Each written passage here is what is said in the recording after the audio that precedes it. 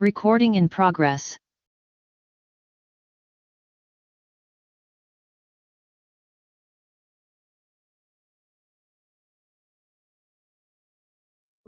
Yeah.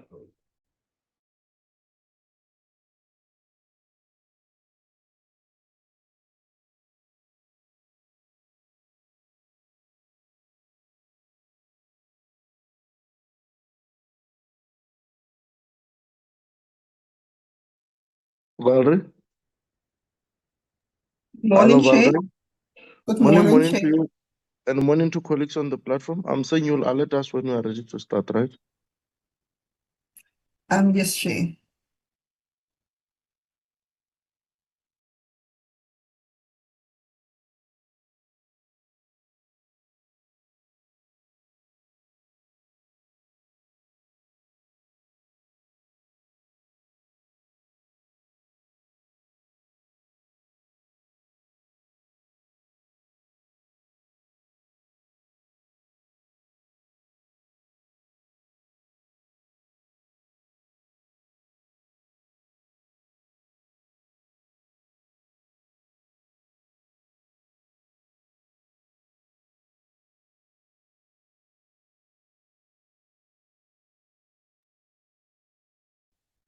Okay, you can start the meeting. It's 9:30. Thank you very much, colleagues. Good morning. Today, the 21st of October, on this Tuesday, 9:30, I take this moment to welcome all of you on the platform and greet you. Looking forward to us having a fruitful and valuable input. As you'll be aware, we have 3 items. We're obviously going to start with the item. You're familiar with the item. It relates to, why have you closed the screen, Valerie? Okay.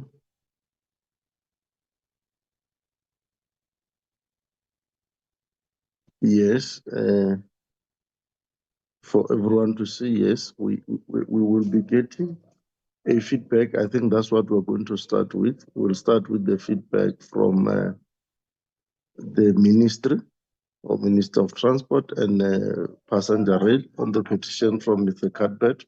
We've already received this petition formally. It was tabled before us 2 weeks ago. And then from there, we'll receive a briefing by the Department on Transport Economic Concern. This about the economic regulator. We've already spoken about it. We'll then have a briefing on the transport, on the current state of public transport network. We agreed that we need to get this update as we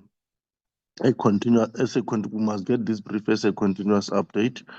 It will be building up. We're not starting from the scratch. It will be building up on the previous briefs that we got. But without much ado and without wasting time, because I'm not intending to have this meeting long, is to request that Valerie, you take us through roll call and apologies. Okay, apologies were received from Ms. Kobe, who's attending another committee meeting. And the minister has apologized because she's attending an extended cabinet meeting this morning. The deputy minister also sent an apology to attend an urgent meeting with the RTMC this morning. Those are the only apologies that we have received until this morning. Okay. And there is no any member who wants to table an apology of any colleague, right?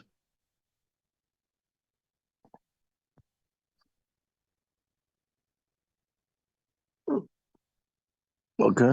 Then in that note, I think we're not going to waste time. We're going straight to zoom to items. First item, I see the team PRASA is here, led by the Group CE. Greetings, colleagues from PRASA.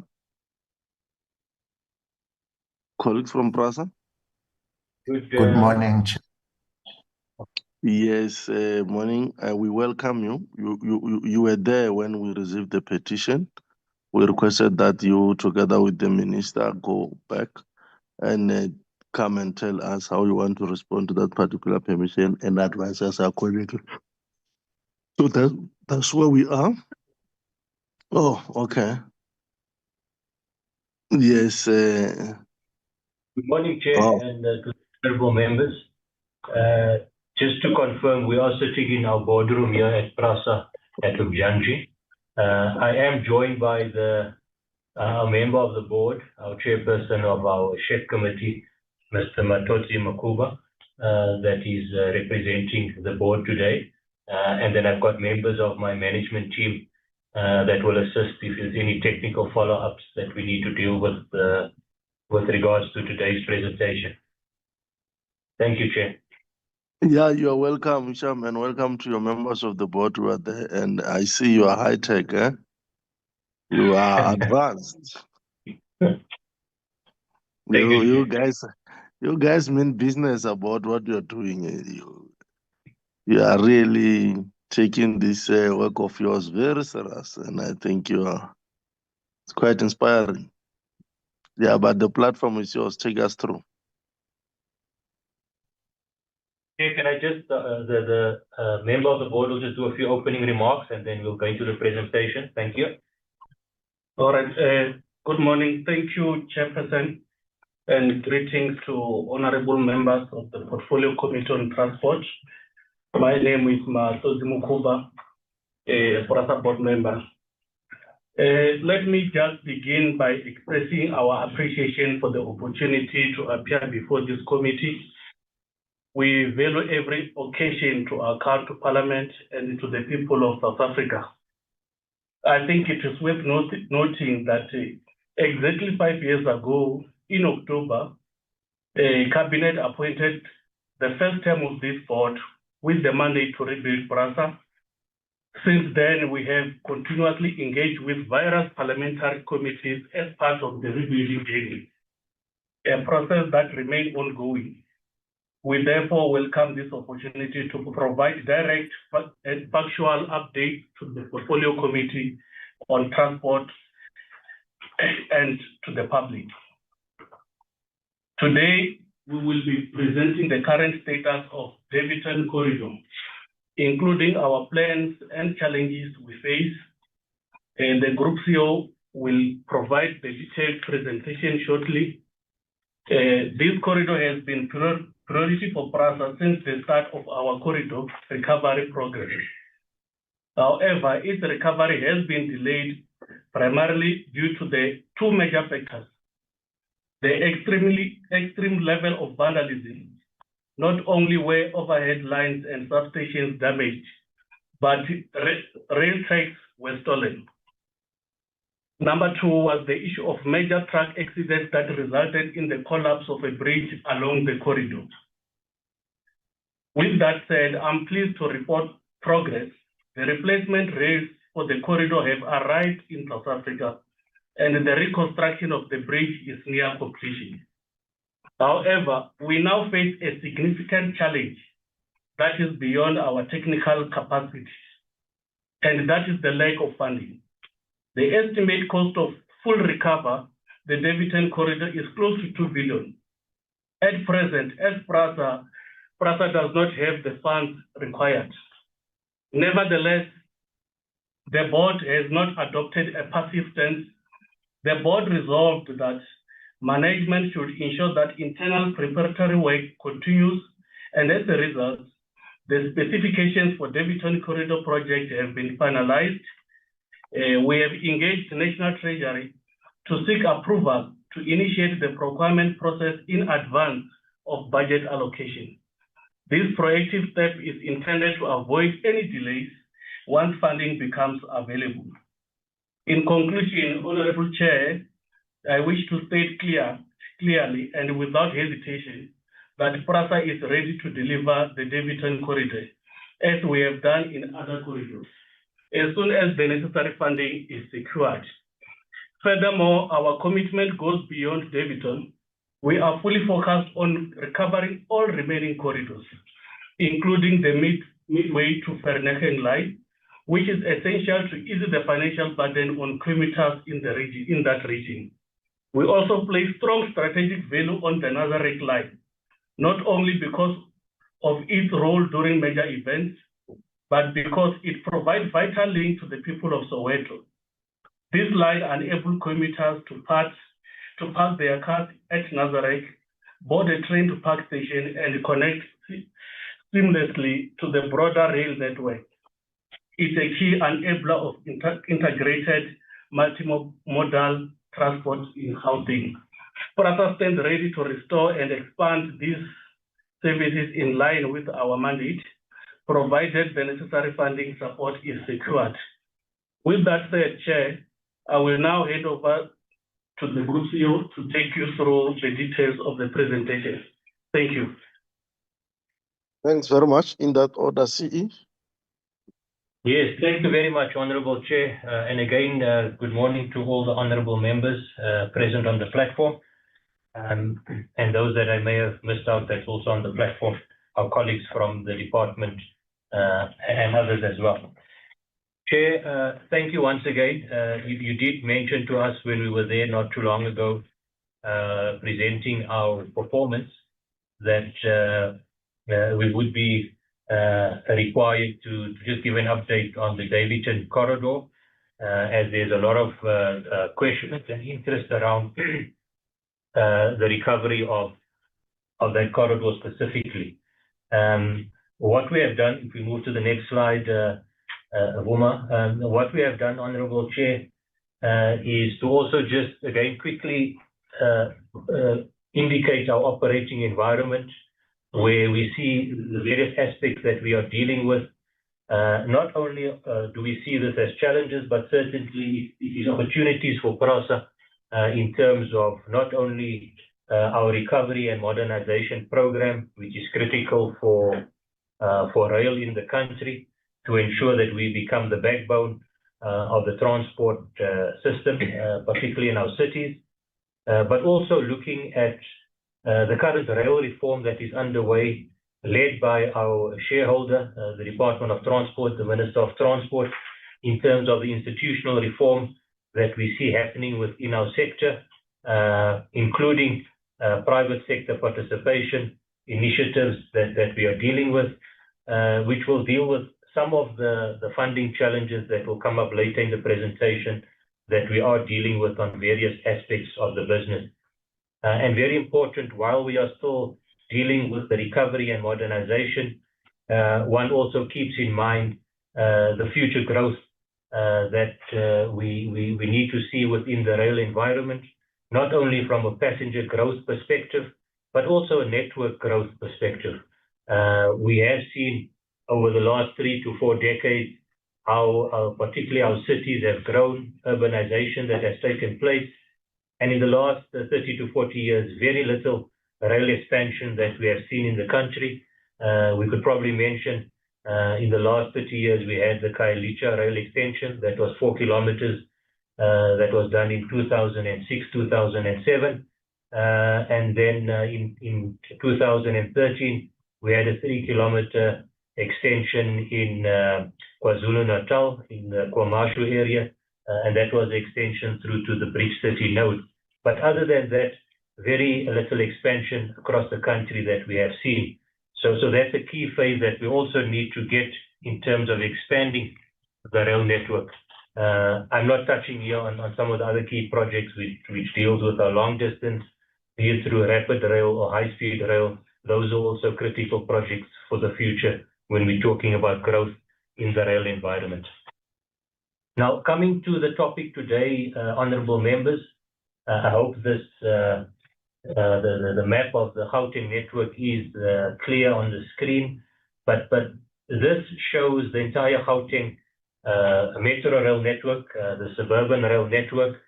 What we see from this, we've highlighted key sections that, or the key corridors that need to still be recovered. The balance of the network, by and large, have been recovered. On the right, the circle on the right, you see there, we can see the Daveyton link, just show the Daveyton link that needs to be recovered.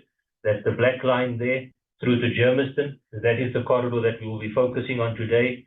But key on that section is also the line down to Springs that needs to be recovered.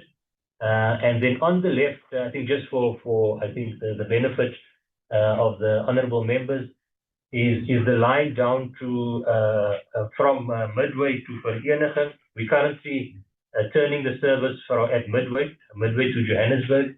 We need to open up the section that goes through Lens, Residentia, Stratford, that's the Orange Farm area, on that side that we're also working on as critical corridors. And we know from our strategic rail plans where we have done corridor prioritization, if we look at the south of Gauteng and the east, these are the high density corridors that one needs to recover as a matter of urgency. When we look at Daveyton, the east of Gauteng, we know that over 30, close to 40% of the residents of Ekurhuleni require the rail service within the east of Gauteng. So that is a critical corridor, as well as the one through to Residentia, Stratford, that has got high density that we need to recover. So I just wanted to highlight that so that we can get a sense of the corridors that we still need to recover. The balance is pretty much up and running. Yes, we acknowledge we still need to get the signalling on many of these corridors recovered to ensure the high frequency, but there are trains running on the balance of the network, and these are the new Isitimela Sabantu, the people's trains that are running on the network. If we then move on, honourable members, this is a breakdown of the requirements of the corridor. We have broken it down just to give a sense of both the Daveyton to Germiston, as well as the Dunswart to Spring sections that we have highlighted on the earlier slide. As mentioned by our board member, we can see there that the Daveyton section, you're looking at an estimated cost of just under 2 billion to recover that section. It has been quite badly impacted by the theft and vandalism, and we will show some pictorials that gives a sense of the theft and vandalism that we are referring to. And just to give a sense of the Spring section, if that was to be recovered, that is just short of 500 million, $500 million. What we are not showing here, but seeing that we have shown it on the previous slide, to recover the residential lanes down to Vereniging, it's a further 1 billion, over 1 billion that we need to recover that section. So you can see in total about 3.5 billion just for those corridors here in Gauteng. And then we still got corridors in KZN that we're also working on. We're still recovering the Captain's Club line in Cape Town as well that we are dealing with. A breakdown of some of the key aspects that we need to deal with on Daveyton. You can see from Daveyton to Germiston, it's approximately 31 kilometers, just over 31 kilometers in length. That is a double line in the main that we run there. Substations that feed that section, that is the electrical substations we're referring to.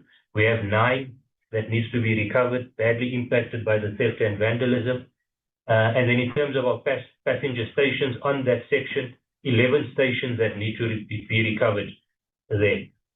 Signaling, yes, there are besides the broader signaling program to recover that, there are also the equipment rooms that form part of the Daveyton corridor, and there are 6 of them that would have to be rebuilt on the Daveyton corridor. That, in a nutshell, gives the honourable members a sense of the key infrastructure requirements that need to be recovered on this corridor. We've given the same breakdown there for the Dunswart to Spring section in terms of the substations. And fortunately, on this one, we've already recovered the substations for the Spring section, but we still need to recover the passenger station as well as the signal equipment room on that section of the corridor. Next slide. Here is a sense of the program that we would look at should the funding be fully available. The team As was mentioned earlier, work has not stopped at PRASA. While we are still dealing with the funding shortfalls, the teams have conducted the necessary site visits. They've put together the project specifications for the various work packages, be it on the perway, electrical, or telecoms. These have been scoped by the team and pretty much being finalized as we speak in terms of what could go to the market. And the immediate focus would have to be on the long lead items for these corridors.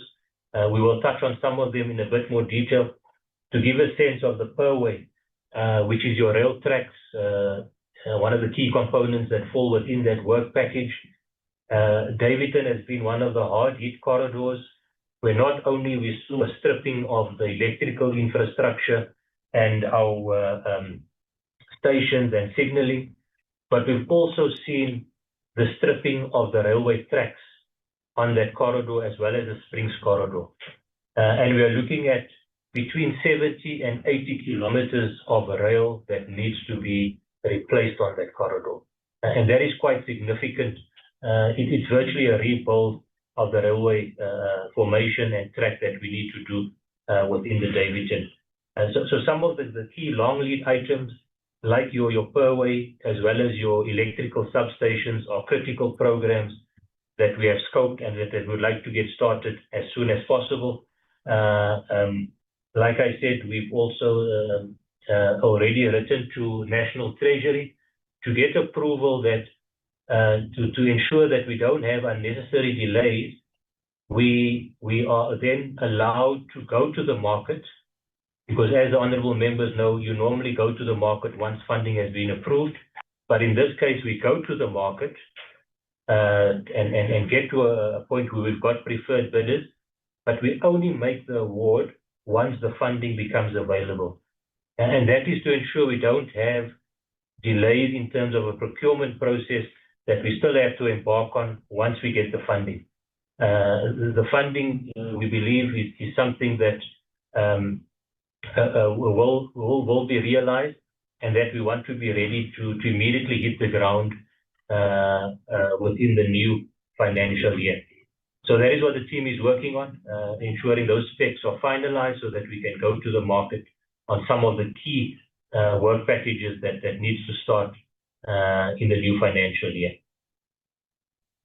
What we have deployed on this corridor, honourable members, is we do have security on this corridor to ensure that we do protect what is remaining, particularly on the section between Daveyton and Germiston. There are in the order of 335 security guards that are deployed along this corridor. But you will see from the photos that we have that the theft and vandalism leading up to this period since COVID, the hard lockdown, has been very severe within the section. Now, what we have done, we're just giving an indication here to the honourable members. Our recovery and rebuild program, we have established within PRASA a war room. And this war room meets on a weekly basis where we track the recovery of our corridors and key projects and how we roll out our services on these corridors.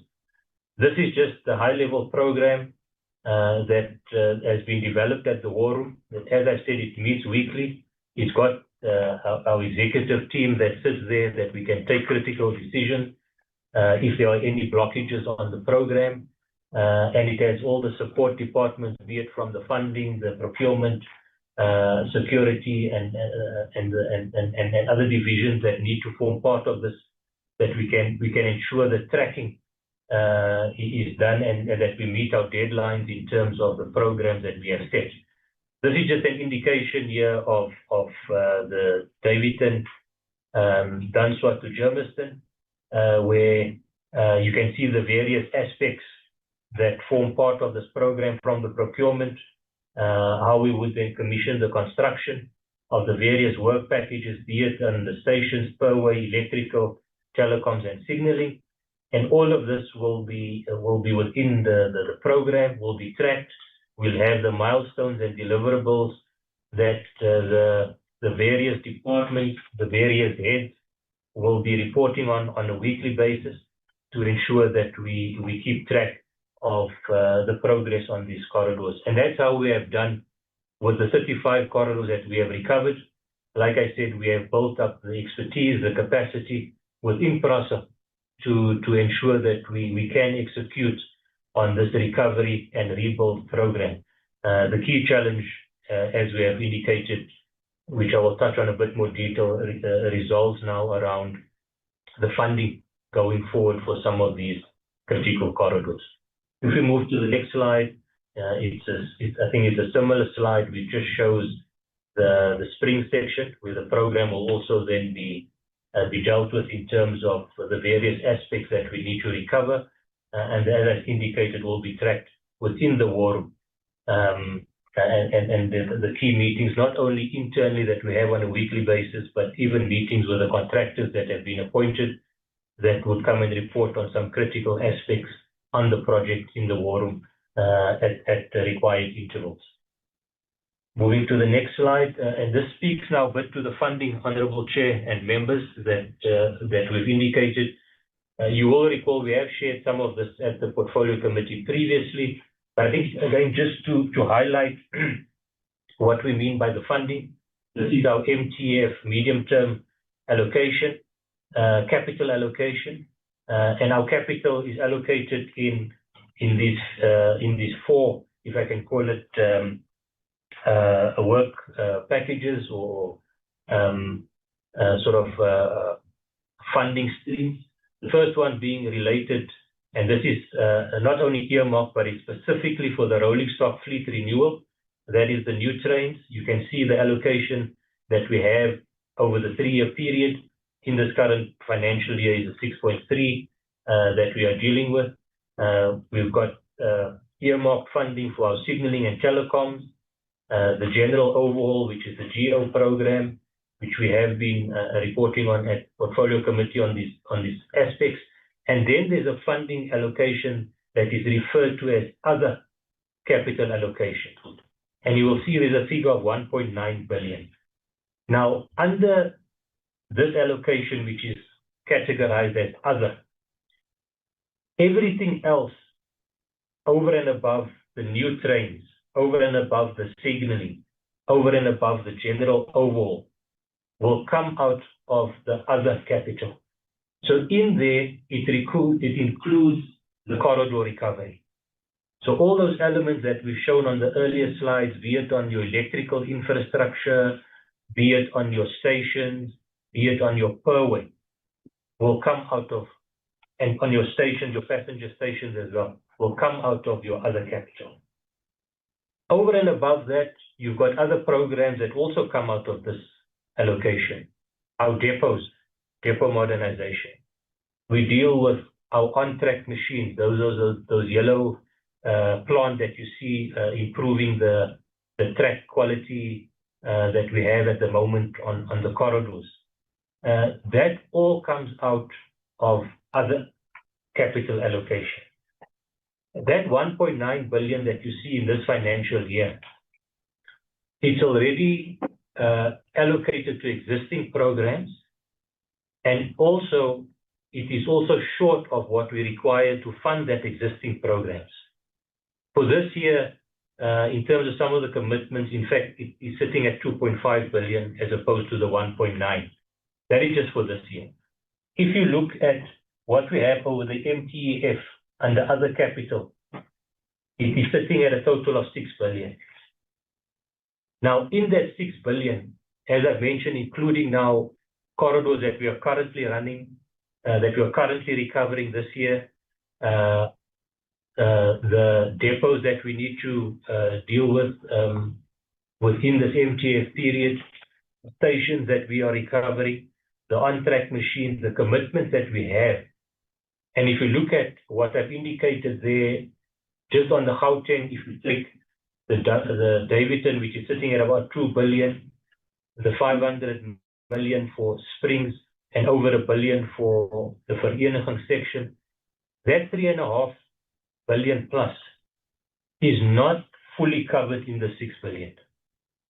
what we have got the team to look at is to see whether there is an ability to reprioritize some of that 6 billion that we have over the 3 years to at least ensure we can start with some of the works on the Daveyton in particular, as well as the residential down to Vereniging. But the full requirement for the corridor recovery, the 3.5, that's just for Gauteng alone, is not fully covered in the 6 billion that you see there. And this is where we are working together with our shareholder and also National Treasury to look at where we have additional funding sources for capital.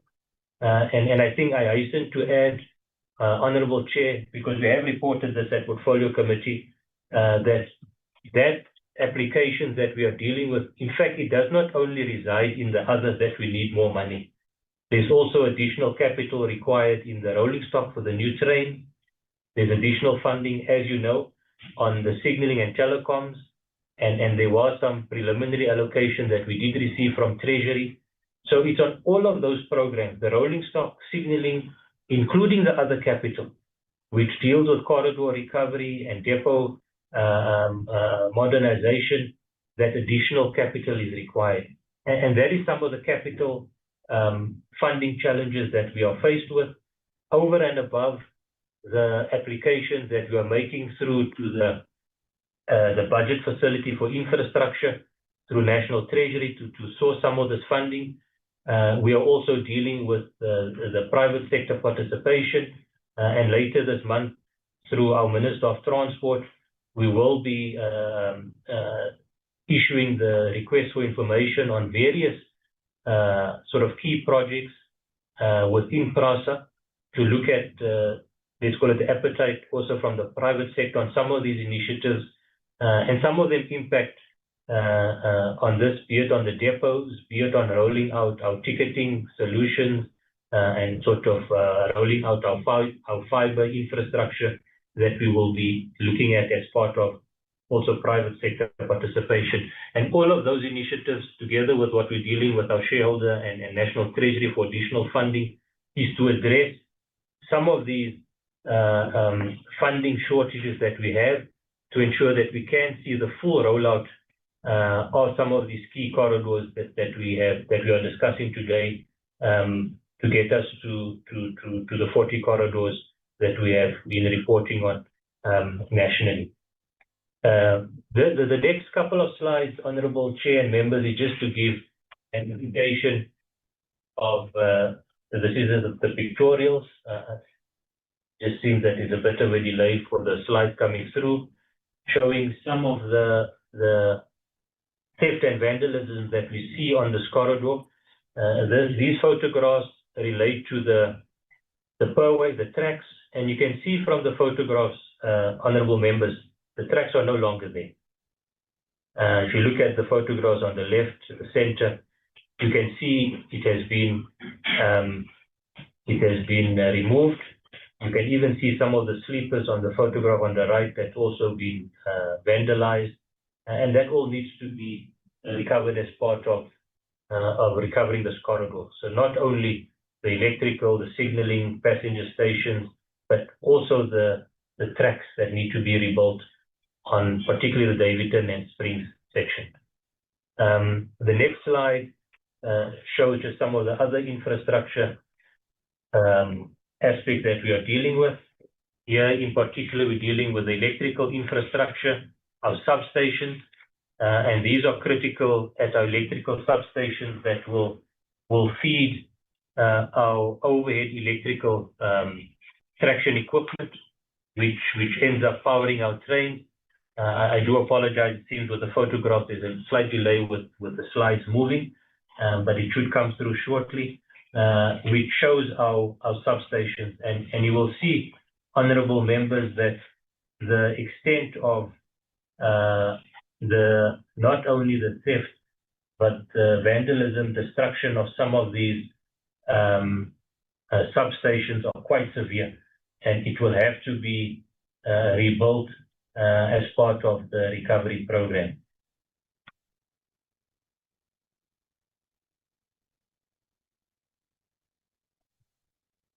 Honorable Chair, can I just see, has the next slide come through showing the electrical infrastructure?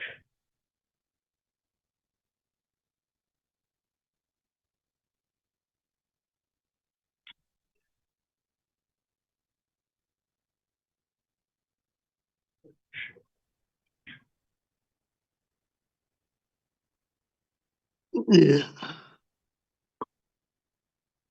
We're just reloading the presentation, Honorable Chair. So we thought there could have been a technical problem with the slides moving. So we're just trying to reload the slides. Okay, okay.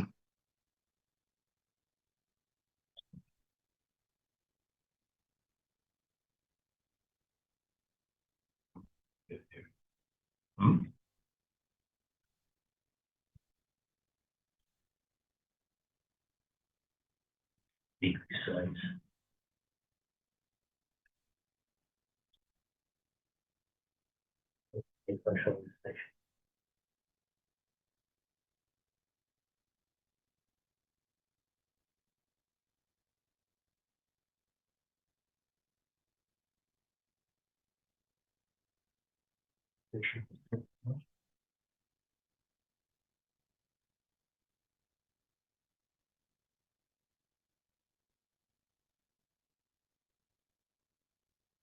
Okay, Chair, I'm not sure, but the photographs seem to be taking long to load. I'm not sure if the size of the photographs. Chair, do you have a copy of the presentation with you as well? Just so that Yes, I can confirm. I think you can proceed. I'll try also to access it from another gadget because it's also on this gadget in my part. But you can proceed. I think members of the gadget will be able to phone. So we on the slide, I dealt with the one with the electrical infrastructure, which was the substation. You could see from the photographs the vandalism of indicates our passenger station facilities. And again, from those photographs, you can see the same level of theft and vandalism, the destruction of the infrastructure that we have at the station. And this will have to be recovered, rebuilt in the main to ensure that we do have the functionality at our passenger stations to safely accommodate our passengers when boarding the train. Then the last slide, Chair, was dealing with, and we did mention this at the portfolio committee that we were recently at. This is the Boksburg Bridge. And the honorable members will recall when we presented, we did indicate that this was a bridge where we had the truck, the gas tanker explosion, which destroyed the infrastructure, both the road as well as the rail infrastructure at the bridge. PRASA has pretty much now recovered the Boksburg Bridge. It's 90% complete. The only aspect that still needs to be completed is recovering the rails on top of the bridge. And what I wanted to mention earlier, Honorable Chair, around that 70 to 80 kilometers of rail that we need to replace. These are normally very long lead items that we need to get procured. Kilometers of rail. This is currently in Port Elizabeth at the harbour, and from those rails that we have earmarked for the Daveyton and Springs recovery. So we do have the rails that have been delivered at the harbour. It's in the yard, stored at the moment, and will be transported closer to the time. We've also, across the country, there are other sections that we also need to replace some of the rails, be it on the central line in Cape Town, and also other sections around the country. But so that's a key one that we've at least procured 150 kilometers of rail to ensure that we can deal with some of our critical corridors. It is not our full requirement. Much of the rails around the country, will need to be replaced at some stage, but that will be part of a much bigger program. The 150 is now for the key corridors like Daveyton that we need to recover. And in this slide, which is showing the Boksburg Bridge, you can see there from what it looked, if you look at the photo on the top left, that was after the explosion, the gas tanker. You can see the infrastructure was completely destroyed. And then you can see from the photographs that carry on from the top left, the construction then that started since then. And on the bottom row, you can see the progress, particularly on the bottom center and right is the completed bridge. Now that is in position, that is the road that is running below, and you've got the railway line running above the road. The city of Ekurhuleni will be responsible for the recovery of the road infrastructure, which they are programming, but we have pretty much now recovered the railway bridge. As I've mentioned, we just need to get the rails recovered on top of the bridge. And this was a critical project because without recovering this bit of infrastructure, both the Daveyton as well as the Springs line could not access through to Johannesburg. So this was a key component of that corridor that we are now pretty much 90% complete in terms of the recovery. So Honourable Chair and members, that is an update on where we are regarding the Daveyton in particular. As I've mentioned, some of the key things we are dealing with is funding. Within the new financial year, we are hopeful to start with some of the key projects, but that will still be subject to confirmation on some of the funding availability and additional funds that PRASA will be able to access going forward. Thank you, Honourable Chair and members. Thank you very much. Thank you very much, Isham. Thank you. And to the colleagues from the board of PRASA and the entire collective present in the room there.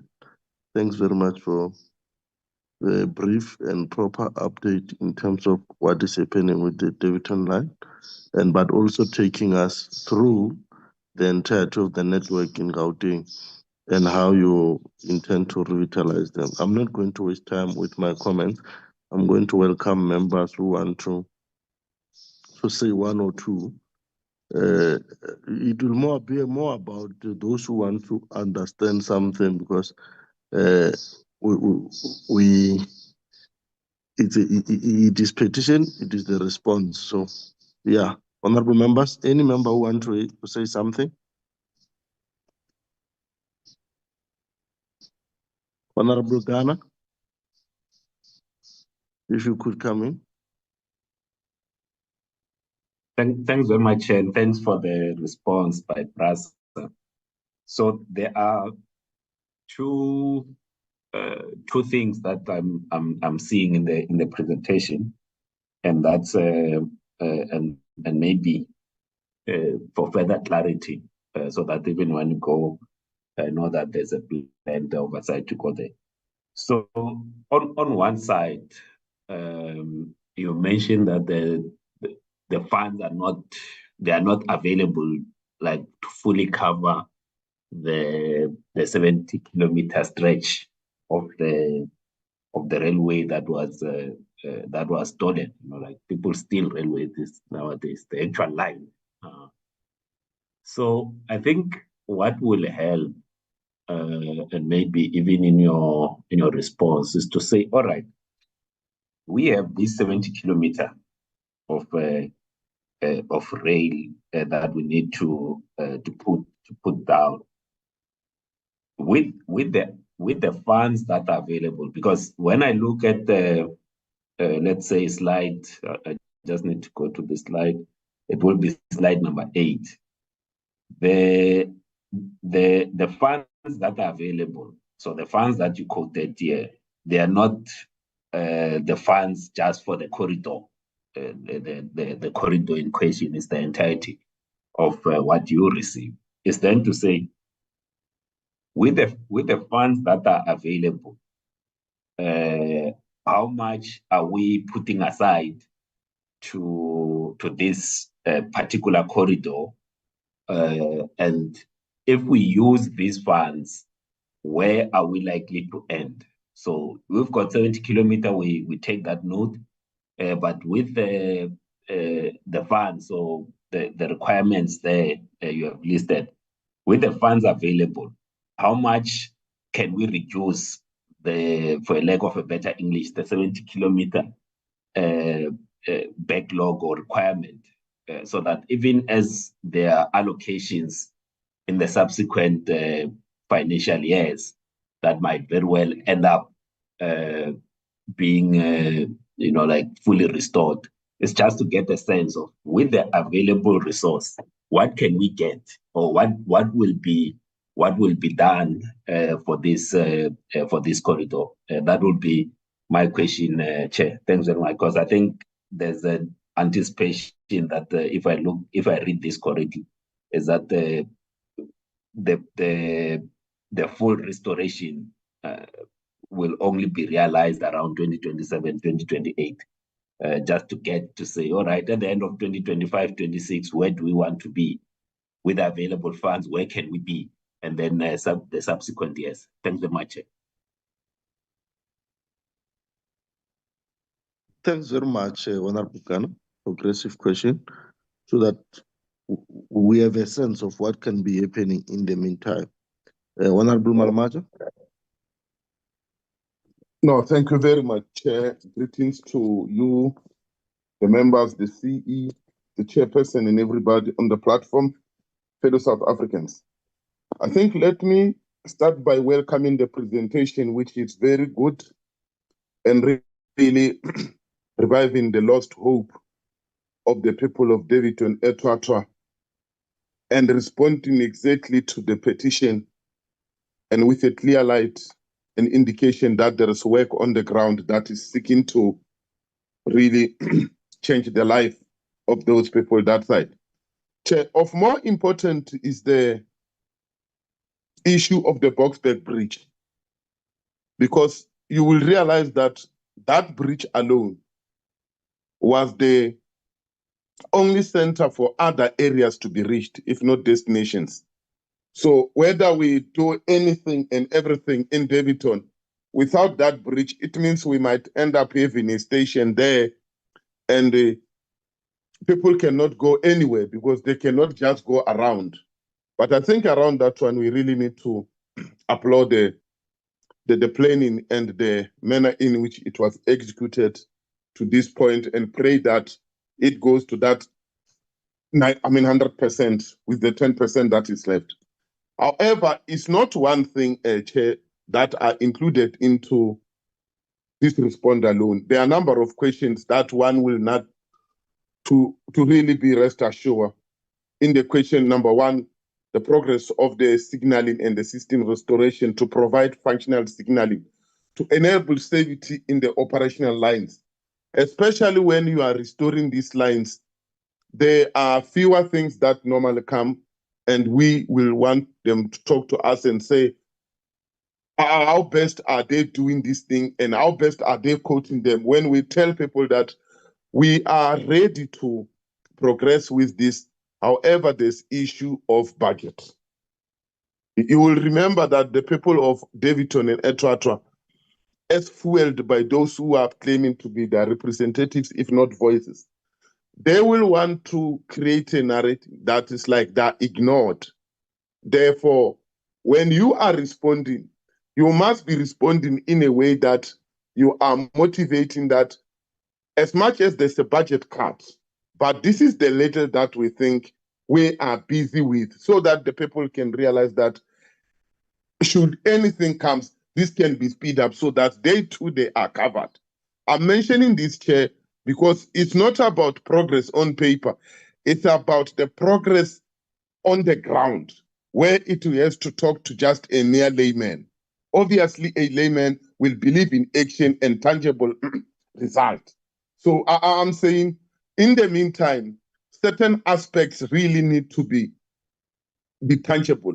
The issue of securities on the ground, the issue of protecting what is left, the issue of ensuring that the 24-hour guard is there and people can see, and no longer continue the vandalism, so that at the end of the day, whatever a position we are taking in terms of answer there and in terms of saying, yes, the future going forward, as I included the Boksburg Bridge, it really convinced. Thank you, Chair.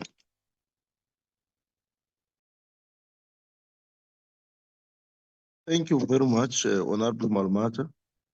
I think you progressively stepped on where Honorable Ghana was, and the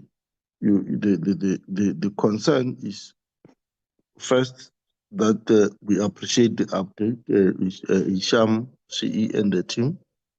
We appreciate the update, and we appreciate the fact that you responded accurately to the petition. But as you can hear, for sure you have captured the essence of what members are saying. We're dealing here with communities. If we go to have to respond to their petition, we should then be able to say, look, there is no funds now. This is, but however, what will be happening? We'll be now protecting this line, which is also your heritage. We'll be preserving it now. We can no longer have the loss that we have suffered in the past. But also this is what we can be doing now as we build up towards the outer year, where we'll then be able to have resources. If you could just respond to that, and then we'll take it from there. Just quickly respond to that. I don't think it's a long thing. Sure.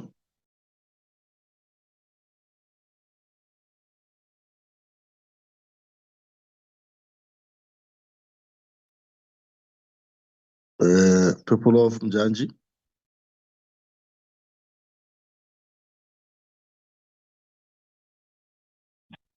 Okay, can you hear me? We were just on mute, apologies. Yeah, we can hear you now. Just quickly on Honorable Ghana, around the funding availability, I understand the request coming from the Honorable Member around what is possible, what could be phased and so forth, as an approach to recovering the whole corridor. I just want to upfront indicate that when I made reference to the 70 to 80 kilometers that need to be replaced, the 150 kilometers of rail that we have already procured has already been paid for, if I can put it that way. The budget is there for that. It has been delivered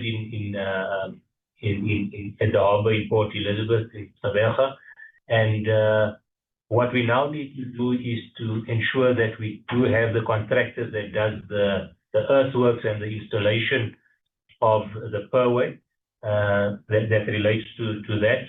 What the team in the war room, they are sitting here in the meeting. One of the things, as we've done with other corridors, Honorable Ghana, is where we are able to recover in a phased approach, let's call it a section of the corridor by section. That is what the team is looking at it in terms of the electrical substations, what section of the line it could feed, the damage to the passenger stations, and that is informed by the budget. That is the work that is being done in terms of looking at some of the reprioritization work.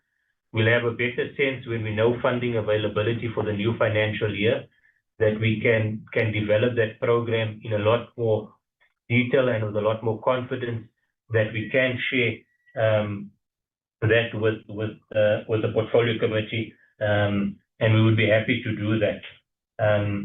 In terms of Honorable Malamacha, again, thank you for that feedback. I think, Honorable Chair, as you have said, we have done our best to respond to what was the requirement and what's come through the petition. And I thought I just wanted to highlight, because it's important that the message, as you've indicated, is understood on the ground. One can see we've just pulled up this diagram again. You can see the black line there within the circle that goes to Daveyton, and you see the green line that goes to Springs.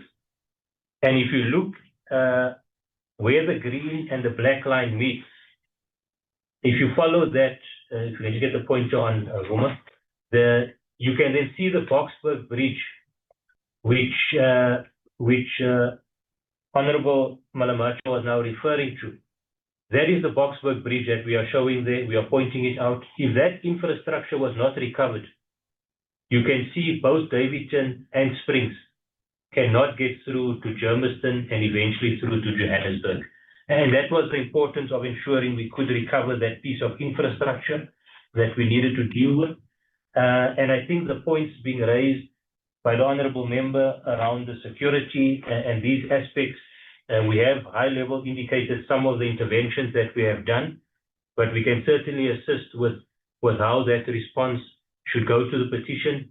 I think what is key is that this corridor is firmly in the plans of PRASA as a priority corridor. Not only that, Chair, although it's not part of this initial recovery, but I think it's good for the portfolio committee to know, because I'm sure the residents of Daveyton is aware of this. We've had some public participation sessions a few years ago, and I'm sure they may raise it with the portfolio committee. Even part of our future planning for Daveyton, where you see the Daveyton station there on the map, we have even planned an extension for the future. And this is from Daveyton to Itwatwa. We have done all of this work, but the priority now is up to Daveyton. In the future, as I've mentioned in my opening remarks, our cities have grown, population, urbanization has grown. And there is a future extension that we have planned that extends from Daveyton through to the Itwatwa area that will feed the growth that we see in that area. But that is the next phase, honorable members. I thought I would mention it because I'm sure when you're dealing with our residents on the ground, our citizens, they are aware of this. And PRASA has had 1 or 2 sessions within Daveyton with the communities around us, and it's something that does come up from time to time. So that all forms part of our plan. The priority now is to recover the existing line. And I think what we have shared today is the commitment, the plan. I think once we have a better sense of the new financial year and the MTF funding going forward, we will again be able to share with a lot more degree of detail the phasing, the detailed program of each of these elements that the team will be developing in the war room. But we will certainly be there to assist that the message, Honourable Chair, as you said, that is coming through from the petition, I think is understood on the ground as well. Thank you, Honourable Chair and members. Thank you very much, Isham and the team. I just want to establish, is the DTG here? The acting DG?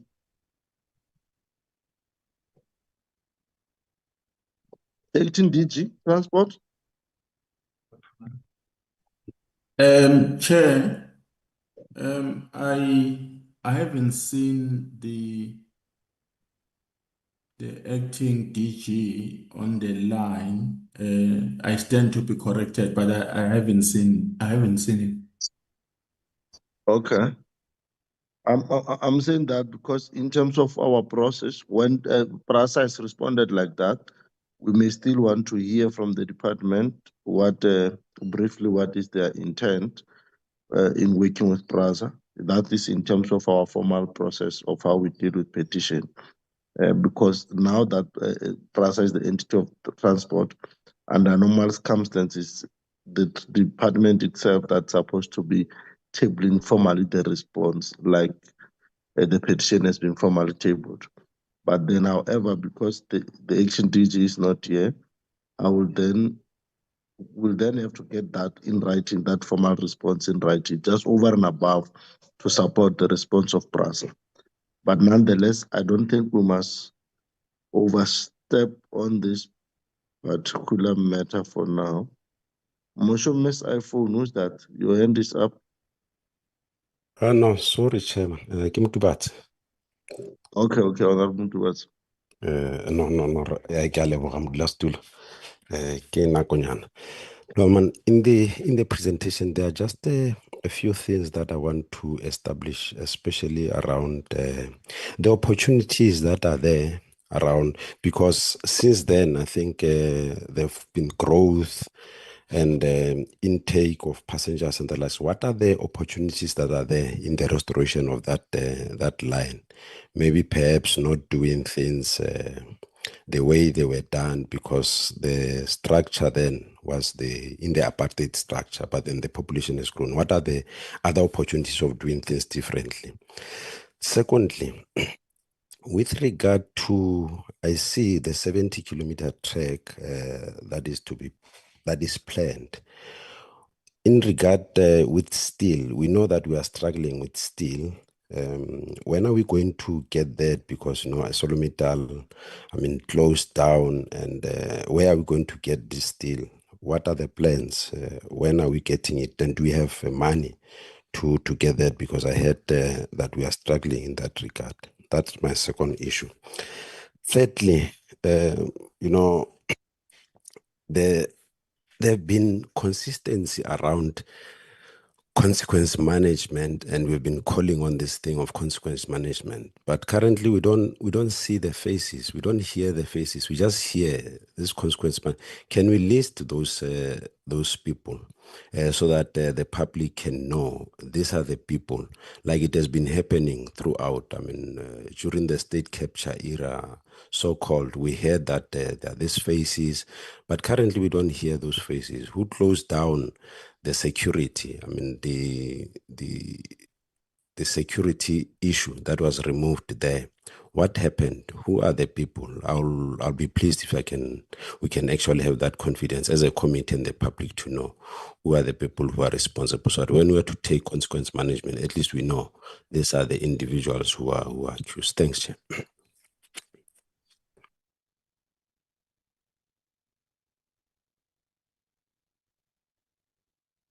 Thanks very much, Honorable Mutubats. I appreciate your questions. But look, I would want us to, because we have summoned, this is not a ordinary committee for today. As far as PRASA is concerned, we have just confined them to this matter of the petition.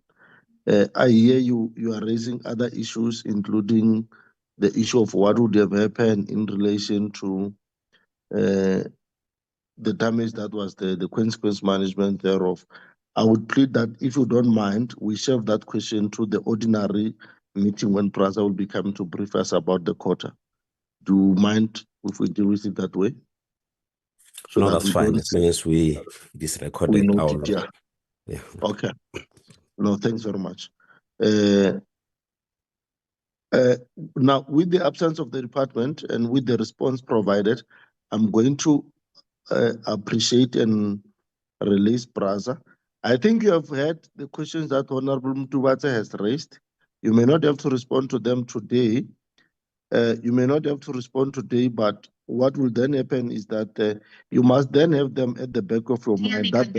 These are some of the questions that are pertinent questions that the members or colleagues are concerned about, so that in future when you come, when such a question arises, it doesn't take you as a surprise. I wouldn't want to put you on a spotlight because we requested you today just to come just on this particular specific issue.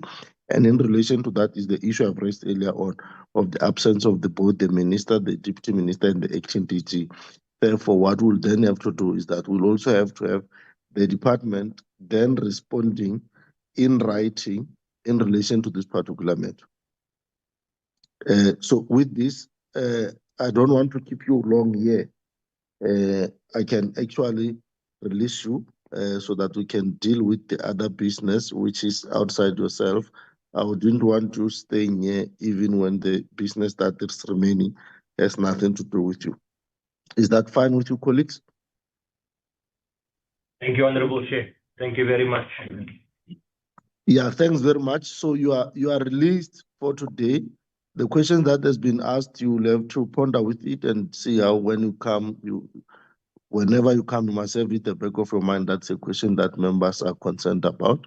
But for now, you are released, and thanks very much. Enjoy your day. Noted, Chair. Thank you. Bye-bye.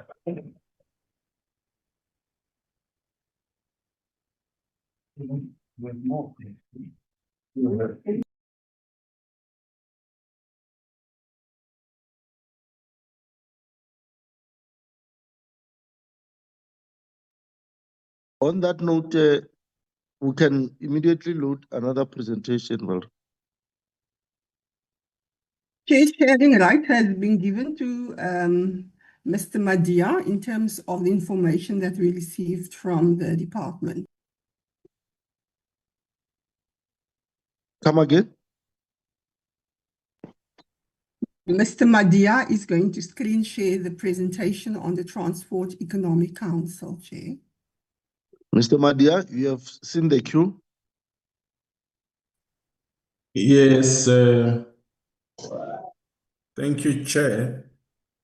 I will request my colleagues to share the presentation. Maybe, Chair, before we start, I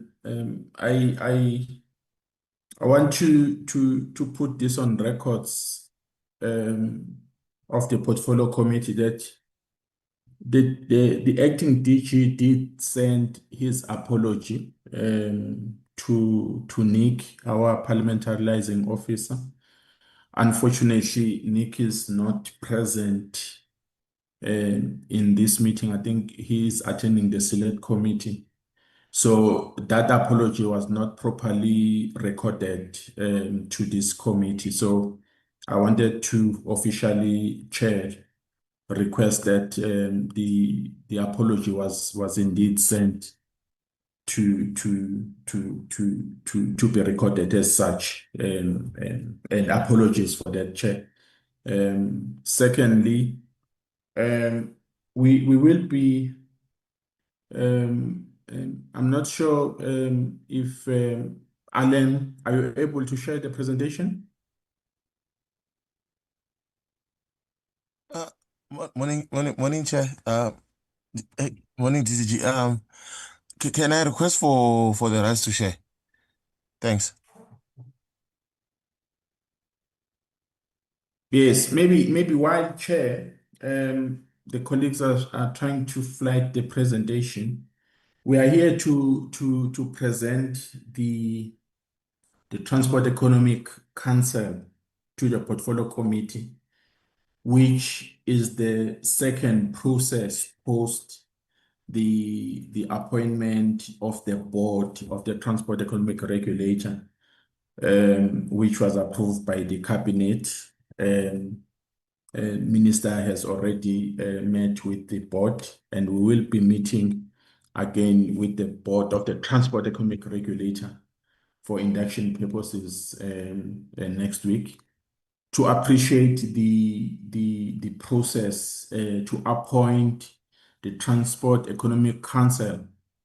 Is the process which was presented to the cabinet, minister requesting the cabinet to give her approvals to then submit to this PCOT so that the process of assessments and interviews can be effected.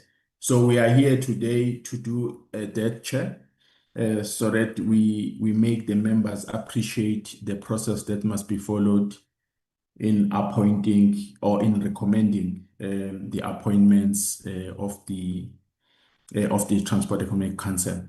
These are the areas, Chair, we'll be covering in our presentation. Next slide.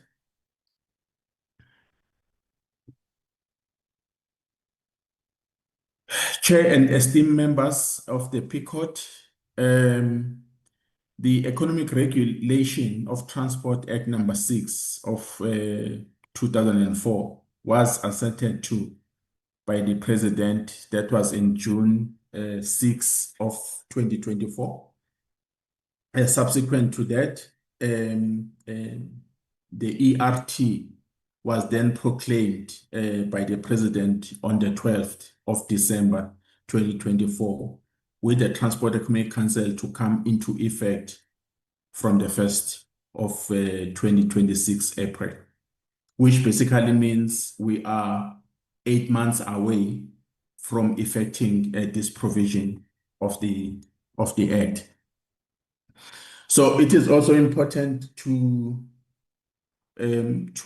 put this forward that the work that we are doing on the TEC is aligned with the strategic priority number 1 of the MTDP, which basically seeks to improve competitiveness through structural reforms and increase access and efficiencies. I think there are a number of structural reforms that the department is embarking on, especially on rail and maritime sector.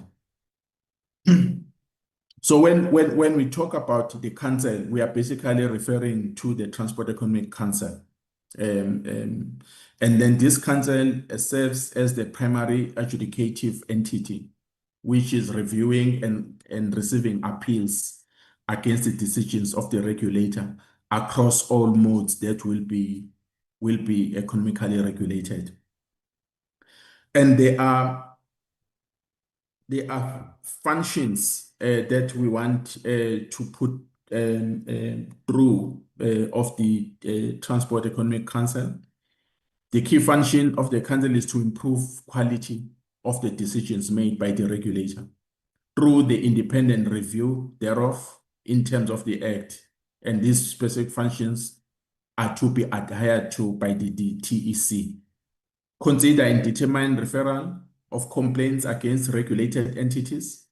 Consider and determine referral of consent agreements. Consider and determine applications for review or appeal of the decisions of the regulator, such as a tribunal work, conduct public hearings, and publish its decisions. Next slide. So, Chair and the members of the Portfolio Committee, this is the roadmap that we are embarking on.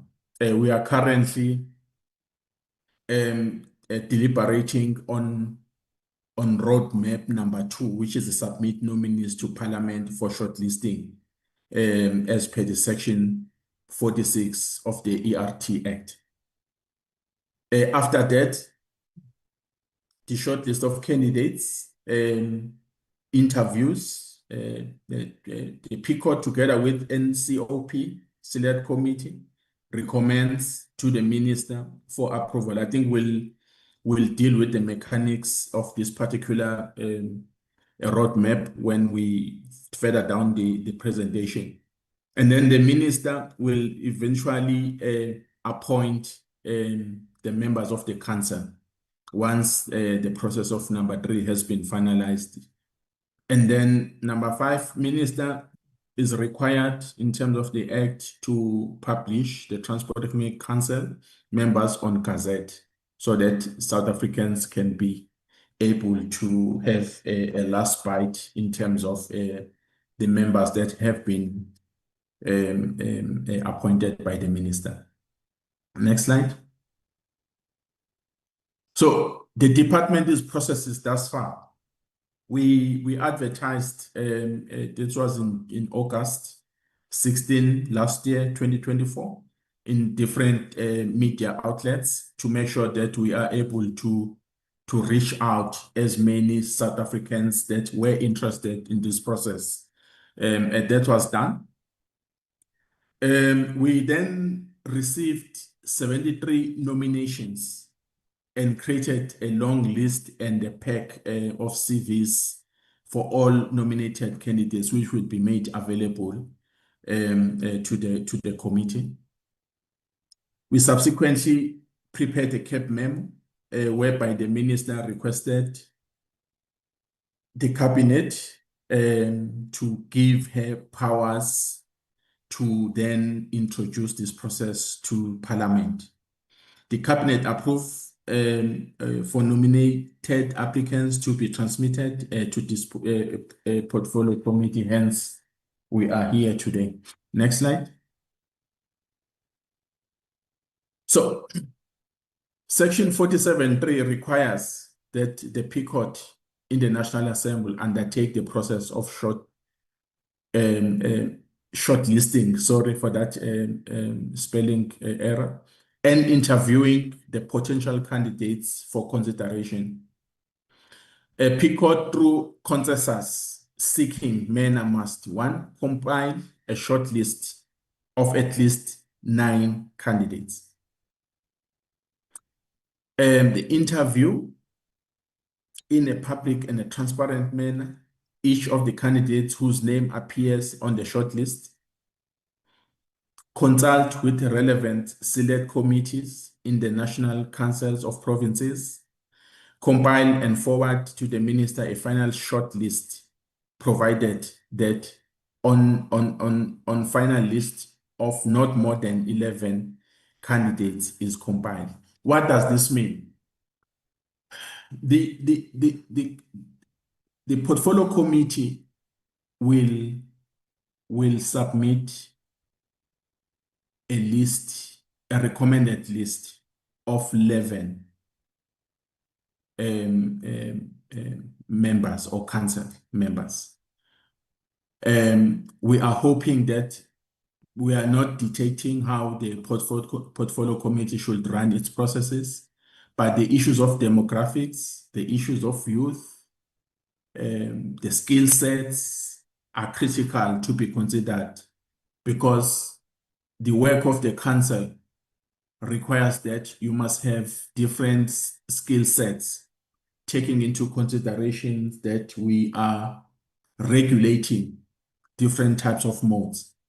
We must have people that have expertise on aviation, maritime, public transport, rail, etc., etc., so that we make the work easier in terms of arriving to quality decisions of the council. So then, out of the 11 members that will be recommended to the minister, in terms of the Act, is allowed to appoint between 5 members minimum and the maximum of 9. So same for the minister. Minister must consider the skill sets in terms of dealing with specific issues, depending on which mode of transport that requires such. But it's a minimum of 5 and a maximum of 9 that the minister can consider. So, and I've spent some time, Chair, on that, so that we are able to give clarity on how this should be approached. So, in concluding, Chair, it is recommended that the Portfolio Committee on Transport notes and consider commencing with the selection process of the Transport Economic Council, and this council must be up and running come the 1st of April 2026. Thank you, Chair. Thank you very much, colleagues. This was a note, unless if you want to ask something, but it's not subject to discussion, this part. What is going to happen here is that to you, DDG, and to the colleagues from the department, is just for you to note that now that you're formally tabled, we're going to table this matter. We're going to look into our schedule, and then we'll program this matter for shortlisting. We'll find a way of how do we then create a space for shortlisting in terms of our schedule. But remember, we also have the other interview that we are supposed to conduct relating to aviation, the ASIB. So we're going to be juggling on our time looking into that, but we can assure you we'll as speedily as possible resolve the matter and be able to give you the shortlisted candidate for you to can continue with you and the minister to continue with the appointments in line with the necessary, with the relevant statutes. Or the relevant section of the Act. So on this one, not subject to discussion, we note it, you're formally tabled. Honorable Ansinga and Honorable Bloza, is there a question? Yes, thank you, Chair. Just a short one, which I think is of importance. Chairperson, if you'll allow it, on slide 7, there's mention of, after the interviews, in terms of the procedure, consultation should happen with the NCOP. Obviously, we are not interested in any form of speculation about this. Do we have any legal insight into what similar requirements in terms of procedure would entail in consultation with the select committee? What that would, in terms of content, meaning obviously it should improve transparency and fairness in these elements. But do we have any practical expression of what our role should be in appropriately consulting with the select committee? Thank you, Chairperson. Thank you. They will come in. Let's welcome Honorable Blosser Send also. Yeah, no, thanks, Chair. Not to delay the meeting, I noted the issue is just for the formal tabling of this report, and then we'll discuss it further. But it's just one clarity-seeking question, Chair. I noted that when they opened the process, they received about 70 plus nominations. So I want to check that our process, we are going to be receiving that full list of candidates, and we are going to be then embarking on our process from the full list of 70 plus, or the department has done its own sort of verification and there's a certain number that they are going to be giving us, or we are receiving the full list of everyone that was nominated initially. I just wanted clarity on that, Chair. Thank you very much. Honorable Kopan.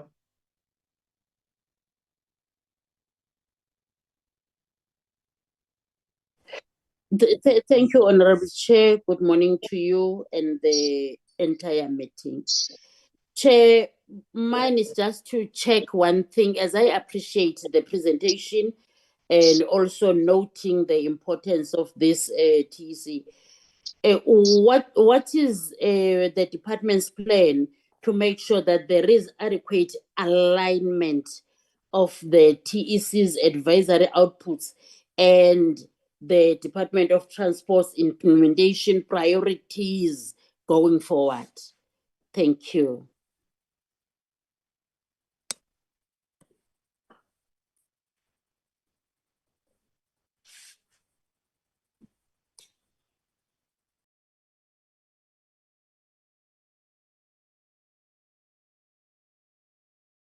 DDG. Thanks, Chair. Maybe in my introductory remarks, I should have also mentioned, Chair, that I've got Mr. Namu, who's the Chief Director for this assignment, and two colleagues that are working, who are the project directors of the Transport Economic Regulator, Mr. Dakalo Masia, as well as Alan Chikambu. So I'll also request them to come in. But Chair, Honorable Losses, which I think it's a relevant question, and on this aspect, because maybe I should have explained further. We do not interfere with nominated individuals. We'll submit the whole list of 73, and it is a prerogative of the portfolio committee to determine who should make a cut. But the portfolio committee is required to submit a maximum of 11 nominated individuals to the minister. Out of that 11, minister will then appoint between 5 and 9 council members. So, and another thing in terms of the background checks, screening, we tried to solicit that function, but we advised that the number was too long. So we are hoping that on the recommended council members will then be able to run the process of the background check. Hence, it's important that maybe if it's all possible that out of the 9, minister will still have an opportunity. Out of the 11, if any of the recommended council member pulls out, or maybe he or she does not meet the requirements of screening and a background check, then minister will be able to still look at the 11 council members that would have been recommended to her. So the answer is we did not interfere with the number. The number will be submitted as we received it from the nominated individuals, and then it's up to the portfolio committee to determine the criteria that they are going to use to make sure that we trim it to 11. I will ask the colleagues, Takano, to respond to Honorable Hamsing's question. I thought maybe the question should have been, I'm not sure if we are able to respond, but I'll ask my colleagues to look at the question. And then on Honorable Kopane's question, I mentioned earlier on during the presentation that this function is aligned with the priority number 1 of structural reforms of the department of the government servant administration. So we feel that it talks directly to that, where we are trying to make our transport sector more efficient, and cost effective, and also aligning by bringing all our economic regulators in under one roof, under the transport economic regulation, so that we can be able to be efficient in terms of how we respond to the issues. Takalo, do you want to respond on the Honorable Hamsing's questions in terms of the NCOPs and the portfolio committee's role? Or any of the 3 colleagues, would you want to respond to that? Thank you, Chair. Thank you, DDG. Perhaps if we could go answering on the question of the NCOP concurrent. Well, this is a directive that was issued within the ERT Act on Section 47(3), where there could be issues of concurrent jurisdiction in the provincial sphere. So where the matters of appointing the council members, where it can have a say over the National Council of Provinces, there should be some sort of concurrency between the two. However, we also speak under advisement, where the parliamentary legal advisor could be better positioned to guide the NCOP on how to go about the consultation with the National Council of Provinces in regarding to the selection of the Transport Economic Council members. Thank you, Chair. Maybe let me assist you, because Action DDG and the colleagues from the department, the matter of parliamentary process, consultation with the relevant select committee in the NCOP, it's outside your purview. Honorable Hamsing, we have already started the process of consulting internal on how we are going to handle it. We'll then brief members on how the matter is going to be handled. So it's outside the purview of the department. So it may be difficult for them to answer that particular question, because it's within our purview. So you shouldn't worry, we'll be able to take that up. Is that fine with you, members? I'm happy with that. Thank you, Chairperson. Thank you very much, Dr. Hamsing. And other questions have been answered, right? And, yes, Chair. Because they are all answered, I'm going to thank the department on this presentation, and then those members of the or those reps from the department who were in this meeting just for this purpose are now officially released. We can take and remain with those who are going to deal with the BRT. Is the BRT right, Valerie? Okay, Ms. Manana is ready to screen the presentation. Okay, DDG, acting DDG, and those that you are with who are dealing with just this aspect, we thank you very much, and you are officially released now that the matter is formally tabled before us. The matter of TEC is formally tabled before us. Now, Mr. Manala, you can take us through. Thank you. Mr. Manala, as you come in, the understanding is that this is a continuous briefing. So we don't expect you to start from the background. Members are aware of this particular matter, where it comes from and so forth. We expect you to give us an update in relation to where we have left. I've seen you have done 48 slides. I've seen your slides are 48. I hope you'll be able to speak to them, not to be taking us through each and every background and all that, because we all understand where we are, and this is a follow-up briefing. I hope you get what I mean. Good morning. Yes, can you hear me, Chair? Yes. It's a woman, it's not a man. Is you It's Miss presenting Miss Manana. Oh, it's Miss Yes, Manana. it's Miss Manana, Manana. Oh, it's you, Miss Manana. Okay, I was asking myself, who's Manana now? Okay.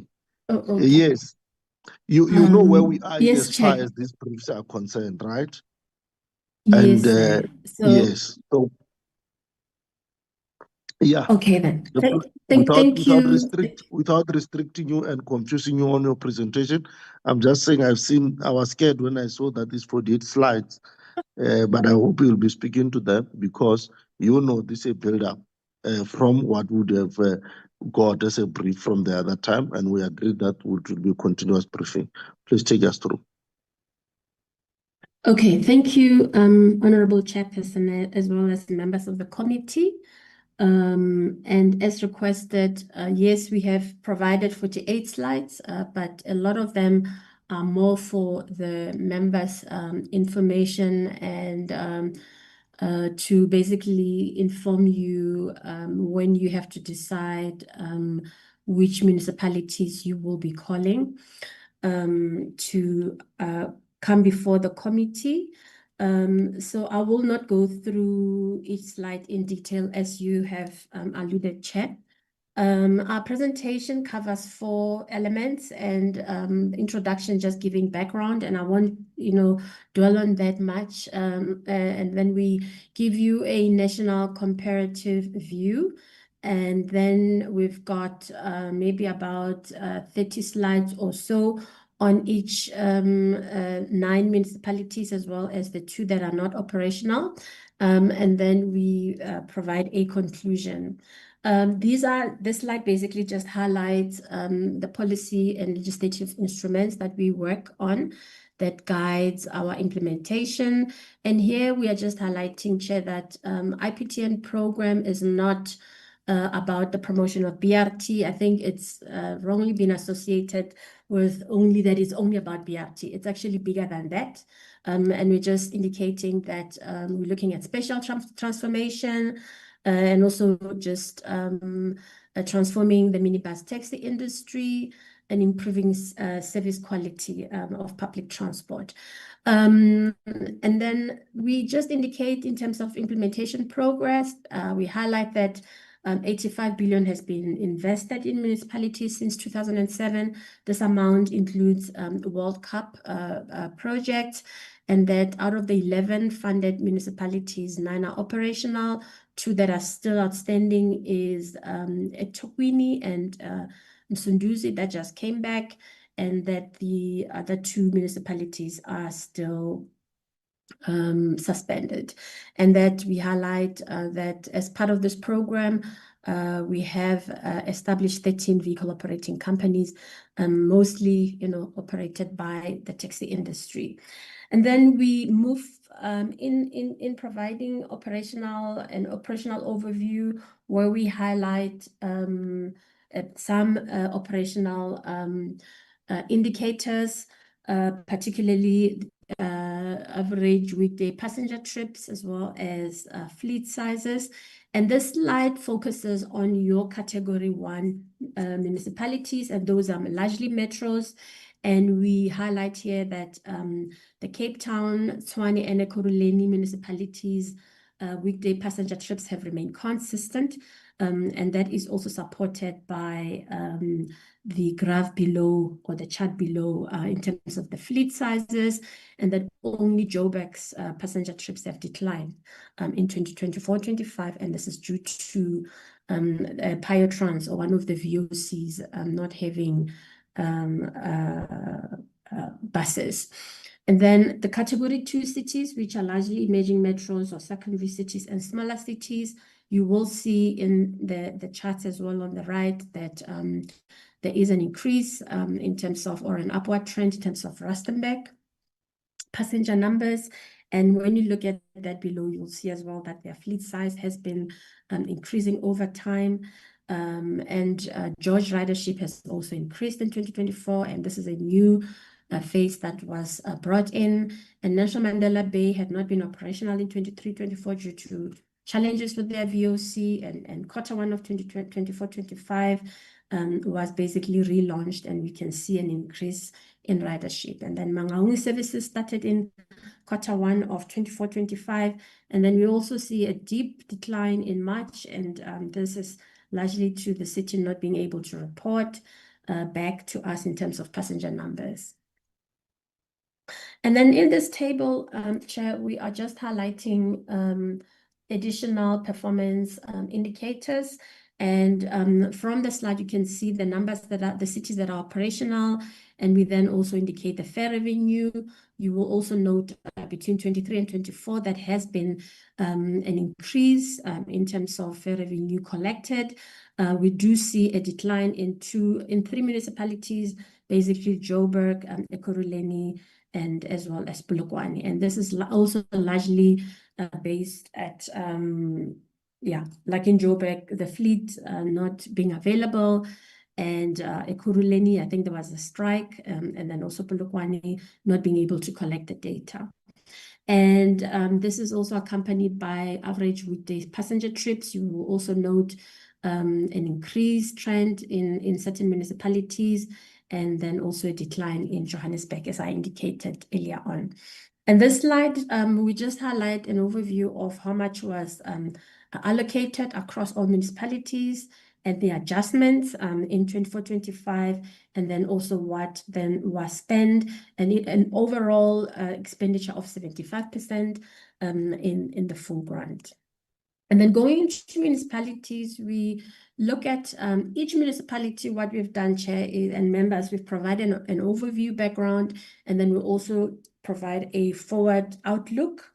And then we cover certain key operational indicators that I have already touched on, and then we highlight key issues. So I will not go into detail in each city, but just to indicate that, for example, in City of Cape Town, they're operational, and what to note going forward is that they will be launching their phase 2A, which is regarded as one of the biggest in Africa. And also they'll be operating with battery electric buses. That's something to note. And then in the slide, we just give operational statistics. It's for the members to note what ridership was achieved, and also the fleet size. And then in terms of Cape Town, I think as I highlighted, they are busy preparing for their first 2A, and they are building. And one critical milestone would be an agreement with the minibus taxi industry for phase 2A, and they are basically looking at coming up with a different contracting or business model, where the industry would then be contracted to provide feeder services into the trunk. And so they are basically looking at lessons learned in the different phases that they have implemented before, and incorporating those going forward. George, also, we note that they've only rolled out 4 phases, and they've got 2 phases that they need to basically roll out and complete. And so going forward, they will also be focusing on that. And then in terms of operational statistics, that information is provided. And the key things for George is really the municipality has been very slow to appoint capacity internally. And I think to a large extent, because they're supported by province, they've been very relaxed, but it's an issue that we have indicated that the city needs to start focusing on this issue. And we've noted with George that contrary to what we thought, because when they came on board, they sold us that it would be an infrastructure light service. But what we're finding now is they've got this huge backlog on infrastructure, and now we have to make money available for them to then bring in infrastructure. And also when you look at the type of services that we operate, Chair and members, and the numbers that are being moved, it's now being realized that these roads have to be rehabilitated one way or the other. And yes, some shelter and stops must be provided. And the issue of financial sustainability has also kept on coming up, because the project largely is supported by the grant as well as a contribution from the province. And the city has to somehow find a way to then provide their skin in the game going forward. Nelson Mandela Bay has been characterized by challenges. It's one of the cities where it's just been a stop-start, but we're working quite closely with them to make sure that they go into Kariga into the future. And also we're giving key operational statistics. And the key thing in Nelson Mandela Bay is just making sure that there's stability within the municipality as well as the operations. And now they are looking at establishing a one VOC for the whole network, and then also operating the current phase as well as future phases. Bus procurement is also a critical issue that we've picked up, and I'll come back to this in the conclusion slide. Johannesburg is one of the cities that started, one of the cities that was first to roll out, but there have been serious challenges within this municipality. And even though recently the rollout phase 1CA, sorry, their phase 1B is operational, but their phase 1A is basically still under, it's operating, but with feeders that have been given to the taxi industry. And so in our way forward slide, we indicate here that it's an issue that must be sorted out, because there are contract disputes with Piotrans.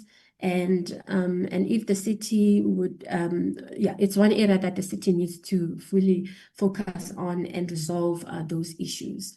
And then issues around infrastructure and facilities management are a challenge.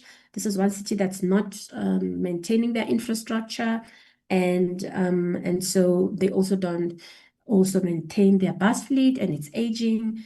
And one of the focus areas going forward is to procure new buses, and the city also needs to improve their fare revenue performance.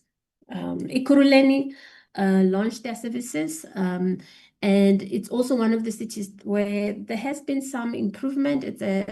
But we think they need to be doing better and more. They have basically, going forward, they have to look at expanding their fleet.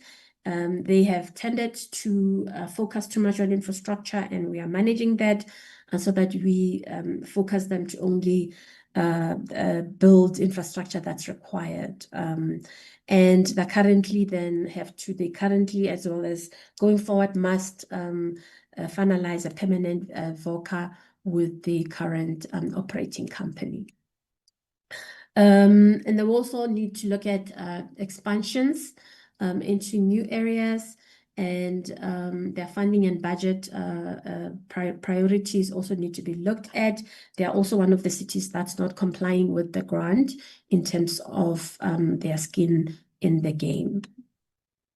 Tshwane also, they are one of those metropolitan municipalities where I think we similar like to Gauteng. I mean, especially within Gauteng, we're expecting these municipalities to be doing better. But as you will see in these slides, they're not doing well. They are actually, you find that smaller municipalities are doing better than them.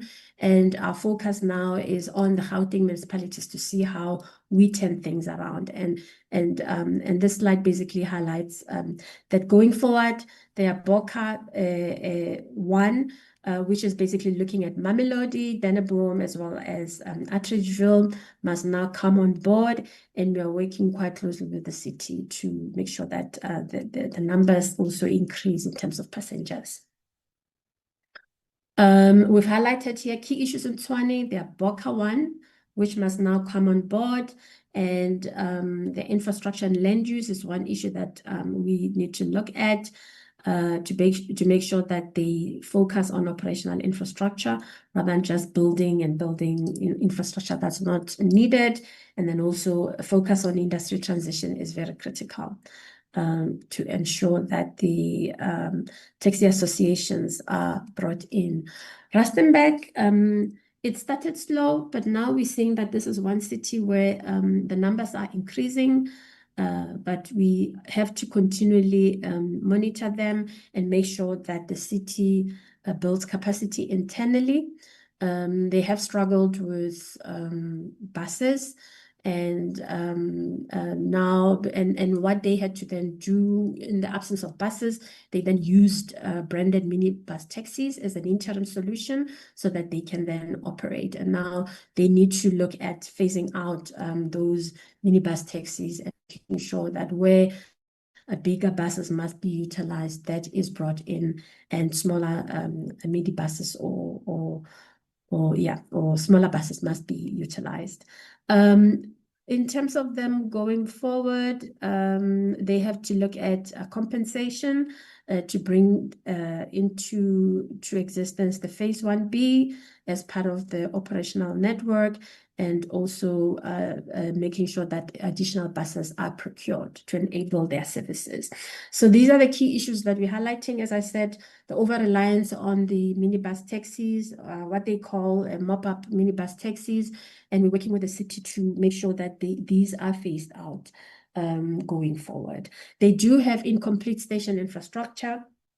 There have been meetings with the city. They have presented to us their a station strategy on what should be done, and we have our technical team working with them as well to see how we re-engineer some of those incomplete stations. Polokwane, also one city where there are challenges. Yesterday we were there with the deputy minister, and where in the city they started well, but the numbers have been going down.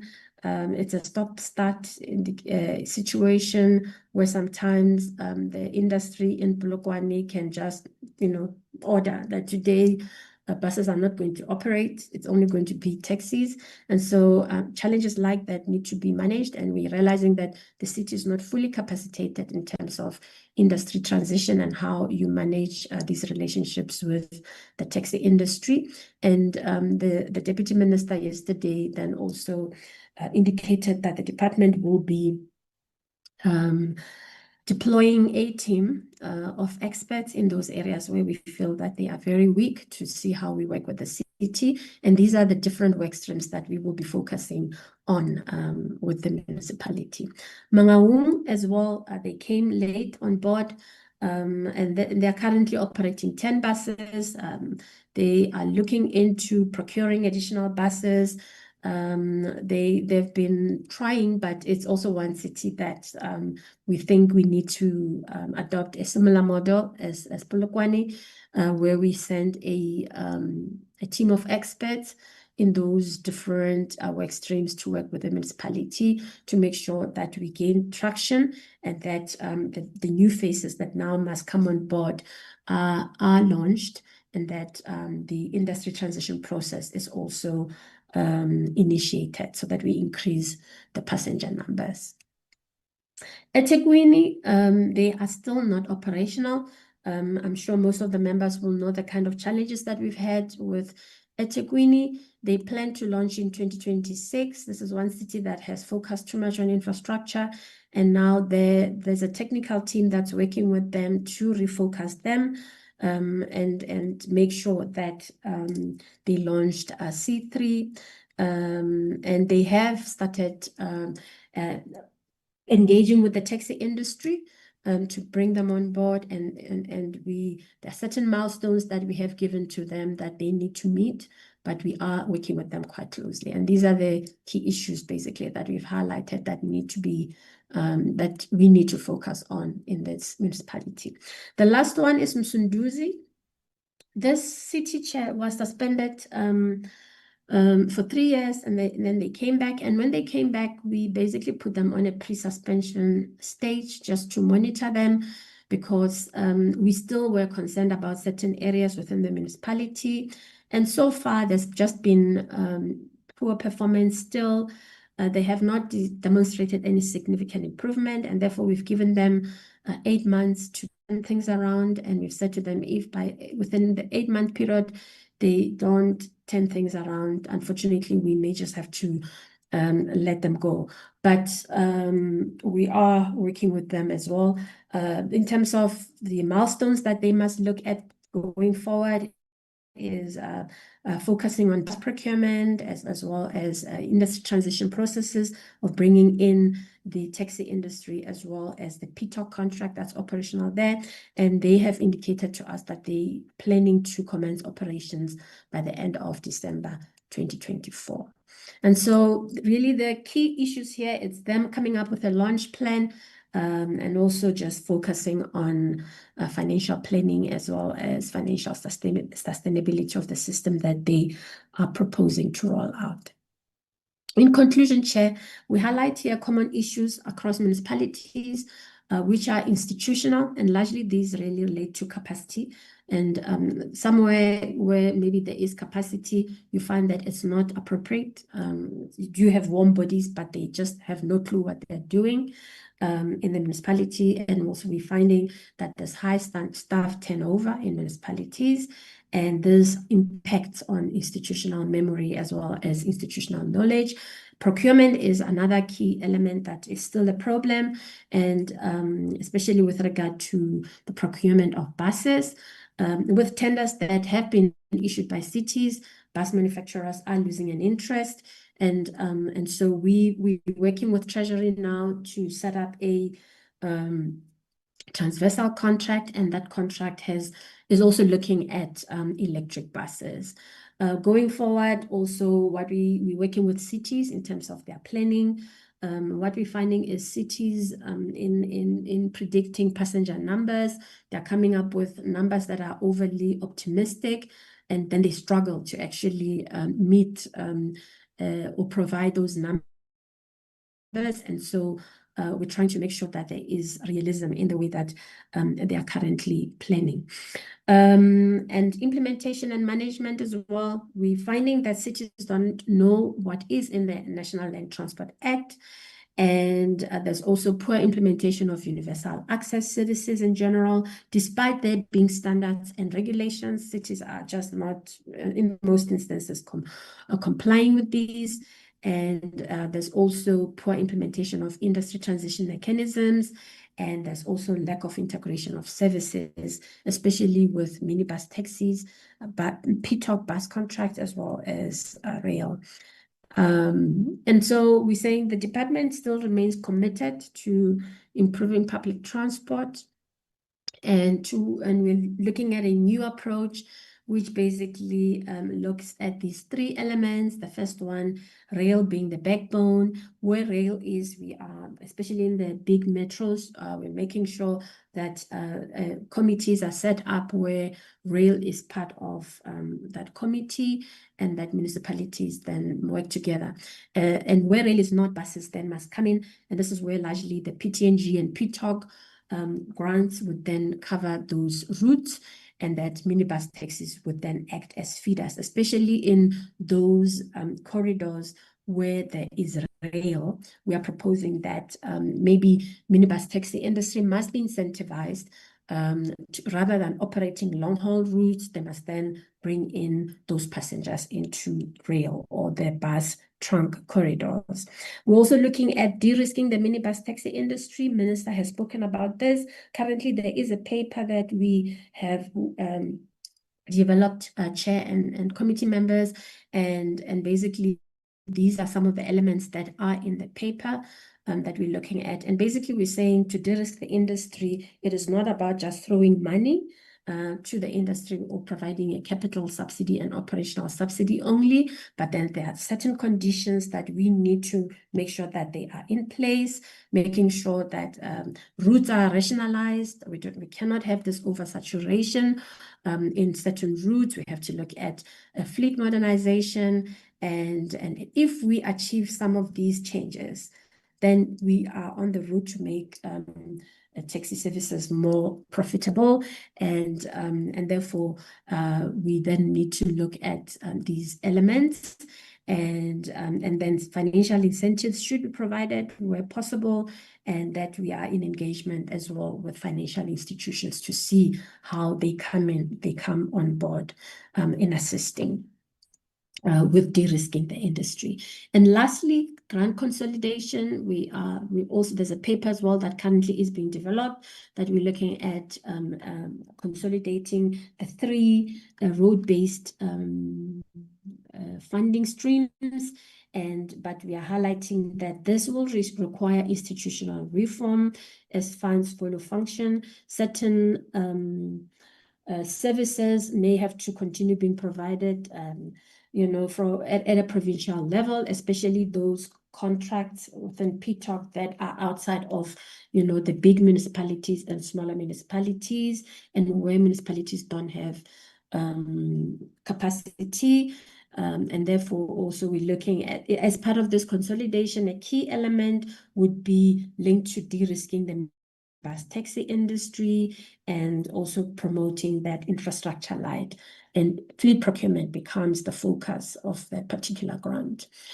We recognize that IPTNs will remain as a concept that, or as a program that must be implemented within cities, and we are working quite closely with the City Support Program in National Treasury, and we're trying to look at how then do we improve implementing them faster and better. And these are the critical building blocks that have to be looked at in making sure that we improve the rollout of IPTNs. And we have identified that under institutional and framework reform, capacity must be built at national to play a much more stronger oversight role and guidance role, being basically enhanced by technical teams that can then work with municipalities.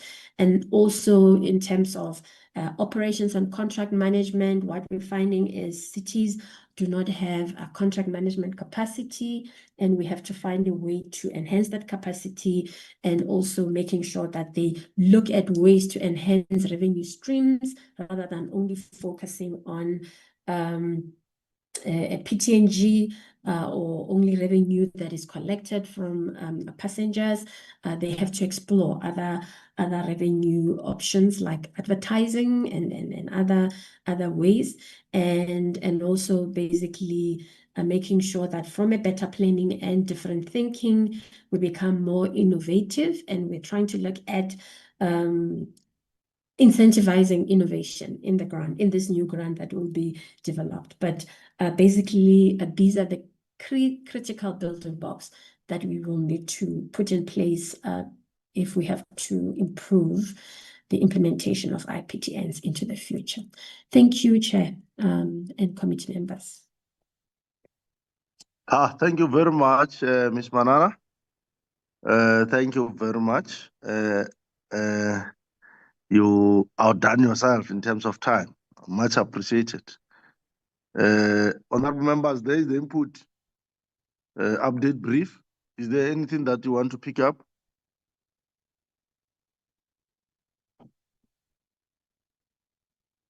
Yeah, if I may be allowed, I'm struggling to be fast in raising my hand.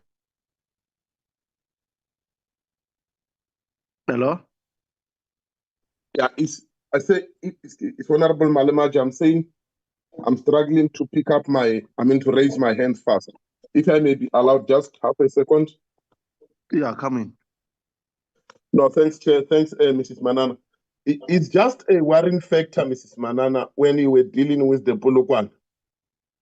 In terms of your monitoring, intervention, and evaluation strategy, dealing with a situation where a government program is held ransom by those that they only have minibuses, they don't have rights, they don't have roads, they don't have permit in some instant, but they've got the guards to stop a bus and say, Monday you are not operating, it's taxi day, Tuesday is bus day, and all the stuff. I'm raising this, getting into the situation of people who don't have money to afford the very same taxis, but they saw the light of the day when the buses in a form of Leeto was introduced. But here Leeto is randomly at the will of that particular owner's time. It can operate, and when it doesn't, all people must use the taxis. What measures do we have in place in a form of security to ensure that those does not happen time and again? Thanks, Chair. Thanks, Honorable Malmaja. On that note, I've seen Honorable Blose, Honorable Ghana, Honorable Montana. Yes, on that note, and Honorable Company will be the last. No, thanks, Chair. Maybe not necessarily as a response, but also as a way forward to what Honorable Malmaja is proposing. We might need to deploy you there to Pologwane, Chair. I think you'd be the right person to go and resolve our issues there. So I propose that the Chair must be taken to Pologwane and give us a report in the next meeting. No, it's fine. It's noted, Honorable Blose. Yeah, no, but look, Chair, on a serious note, I think I want to echo those sentiments. It's worrying in Pologwane, and I think Ms. Manan had mentioned something that they were even unable to get some records in terms of their tracking, in terms of the operations stats at Pologwane. I just wanted to confirm that because we saw a huge drop in terms of the numbers, and I think she highlighted that besides the fact that the operations will be halted by those who are holding the operations of government at ransom, she also mentioned something about not getting data in Pologwane. If you can just confirm that and then give us a sense in terms of why were they unable to retrieve data, because that would also speak to institutional deficiencies that maybe the leadership there is unable to report in time. But Chair, also, I don't know whether it is this meeting that is going to propose which cities that we must bring to the portfolio committee, because I see Gauteng also has dropped in numbers, including Ekurhuleni just slightly. But my biggest concern are the two that are not operating at all, which is Msunduzi and eThekwini. And I think we have been told that the department is even considering to give up on Msunduzi. I don't know what that means to say if Msunduzi is unable to operate in the time that they've set for themselves. The department is looking to give up on them. I don't know what that means. If maybe we can get clarity to that, to say that, are we then just going to say we are letting go and the infrastructure that is already built there and the money that is already being spent there, we are just letting go of that just because the city itself is unable to get its issues correctly? So I need guidance on that. But also too, in eThekwini, Chair, the last time, as we were saying, this is an operational, it's a continuation meeting. I spoke to the acting DG, and I asked him about eThekwini, and he said, no, eThekwini is back on track. They found each other to a point that there was even a rollover of about 303 million that was approved by the department that National Treasury needed to then send back to eThekwini. But I see in the report, it still speaks about certain issues that are still not resolved in eThekwini. So maybe what really is the current status there in eThekwini? Because there were issues of VOCs and the contracts. The acting DG gave us an impression that those issues were resolved, and eThekwini was back to operate. But I see that in the presentation, it gives an impression that they are still waiting for a detailed implementation plan. I was under impression that that is given. We were told that Corridor Suite 3 is an IPEX priority and it must go. And eThekwini has provided those details in terms of how they are going to deal with that and make sure that that Corridor Suite 3 is operational. So what's the status in eThekwini? Have they provided all the details to operate, or the department is still also waiting and we are not sure of what is the plan there? I think those were just the issues on my side, Chair. Thank you very much.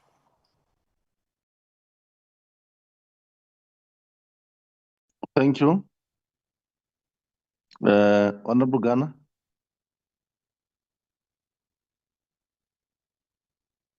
Honorable Ghana. Thanks very much, Chair.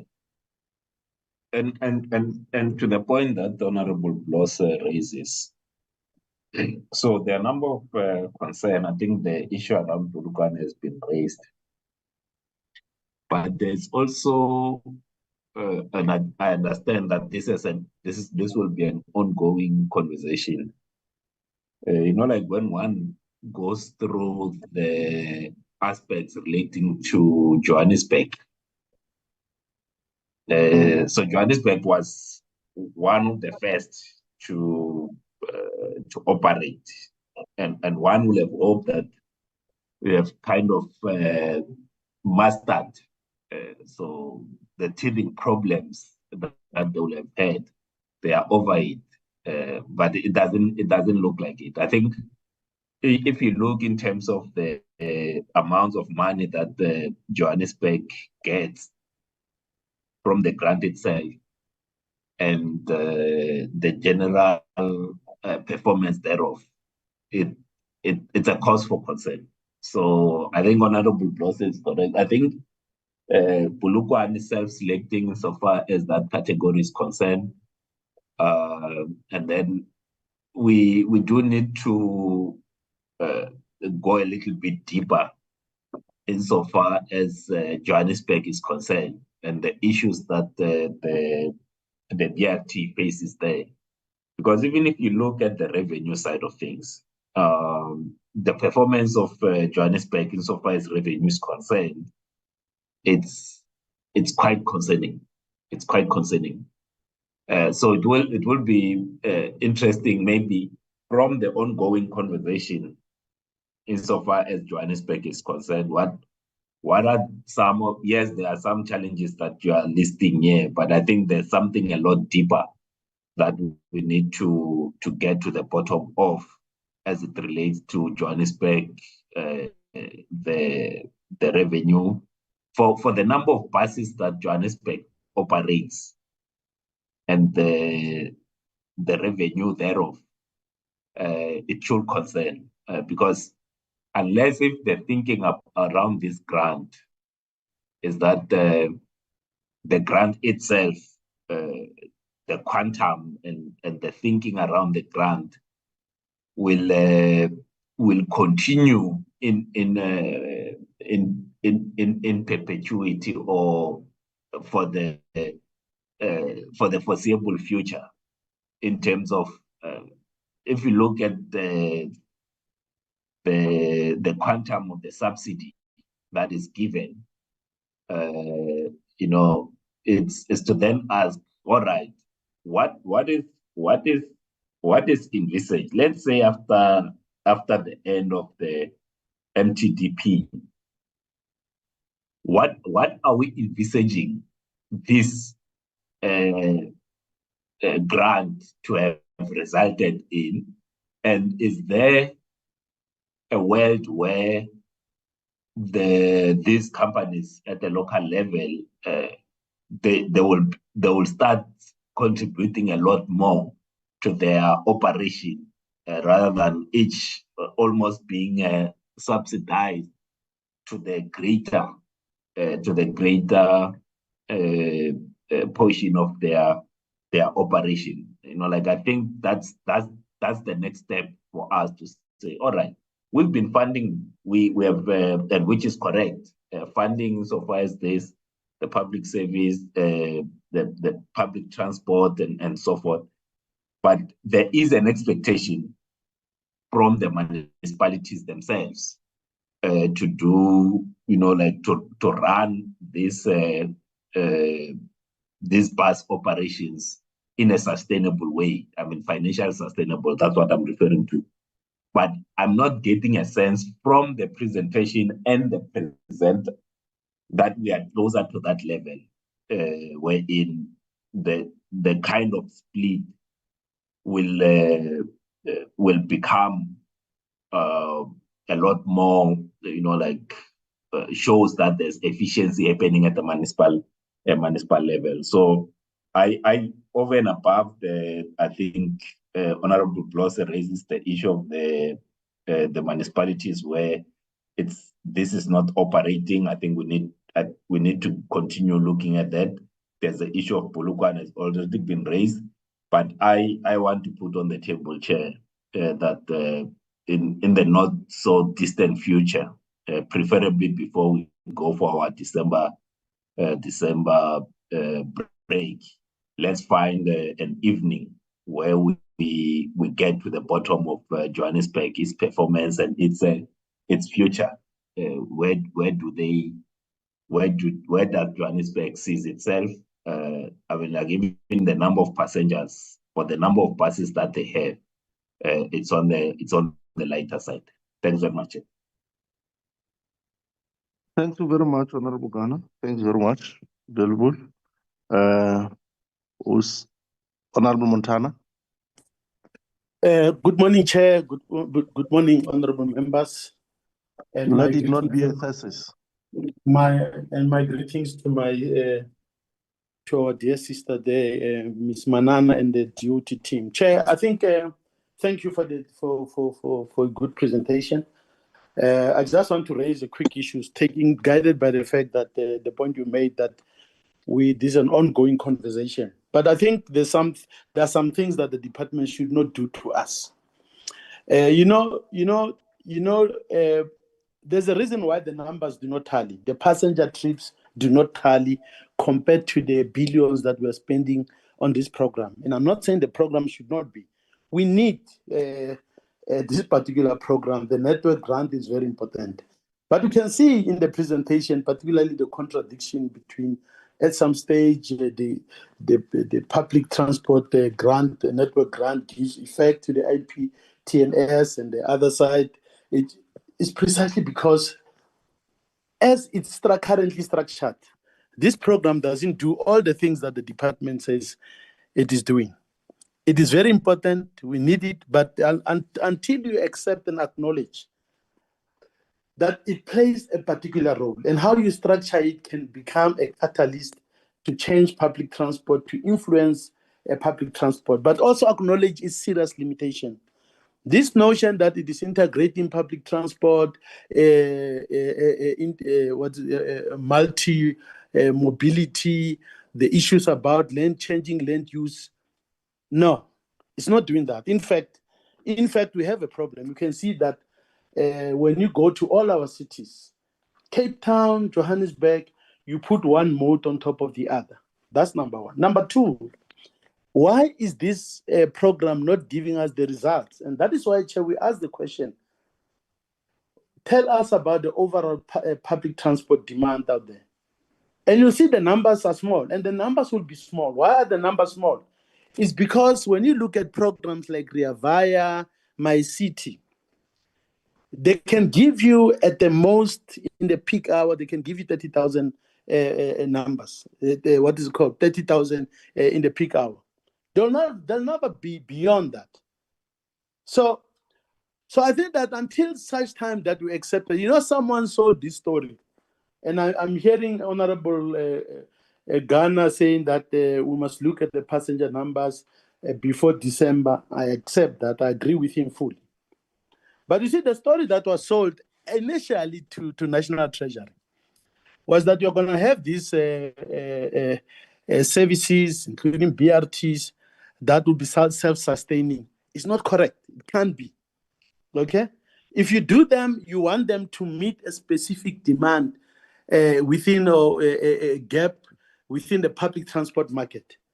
But they don't solve all the things that we are seeing that are being mentioned in the presentation. And I think as we go on, we need to discuss all of that. So let's accept that what we have, the network grant, deals with something that in the bigger scheme of things is very small. And anyone who wants to tell us that the numbers are going to rise and become big, they're not telling us the truth. Actually, they're making us to dream about something that is not. They will not. In the peak hour, in the most important time of the travel for the majority of people, they can give it to about 30. You can look at other countries, Bogota and Colombia, you look, that is the limitation. And they'll never be on their own financially sustainable. And I look at the presentation, it says that we look at the recovery cost and all of those things.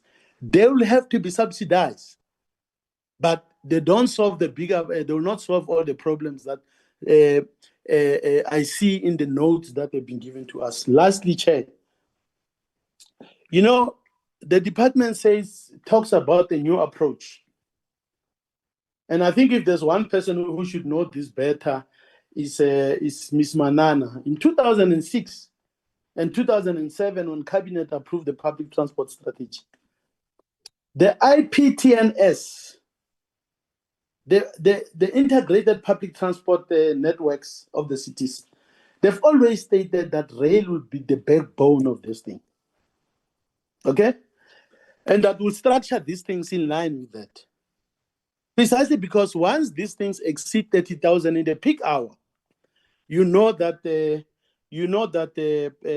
then you are entering into the terrain of a train. So, Chair, I want to leave it at that. But I think that important as this is, and I think I want to be understood, I'm not saying that the public transport network grant is not important. I'm not saying these projects are not important, but we shouldn't be sold something that it is not. It will not solve many of the things about land use and all. In fact, what they're doing now, when you take Cape Town or you take Johannesburg, they're in fact reinforcing the special pattern that we've inherited from apartheid. So it is important, but let's be very clear what it is that it will do in the public transport market. What is it that it's not gonna do? And if you want to solve many of the problems moving forward, you need to ensure that at the heart of this, as you integrate all these grants, you put your rail in the heart of this thing, particularly in major metropolitan centers. And then you look at buses in peri-urban and in some of the rural districts as it were. But Chair, I'm raising that. I don't want to discuss Polokwane or whatever. I want to discuss the principle of what is being presented. And I find myself at pains that some of the things that are being said in this presentation are actually not factually correct. Thank you, Chair.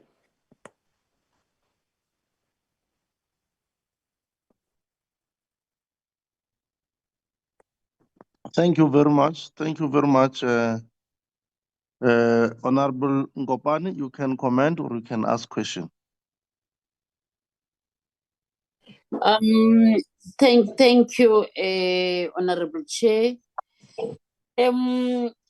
Chair, as I appreciate the presentation on the IPTN, I'm looking at the aims and objectives of this grant that PTNG is to help cities create and improve public transport systems. However, there are key challenges that have been mentioned by the department.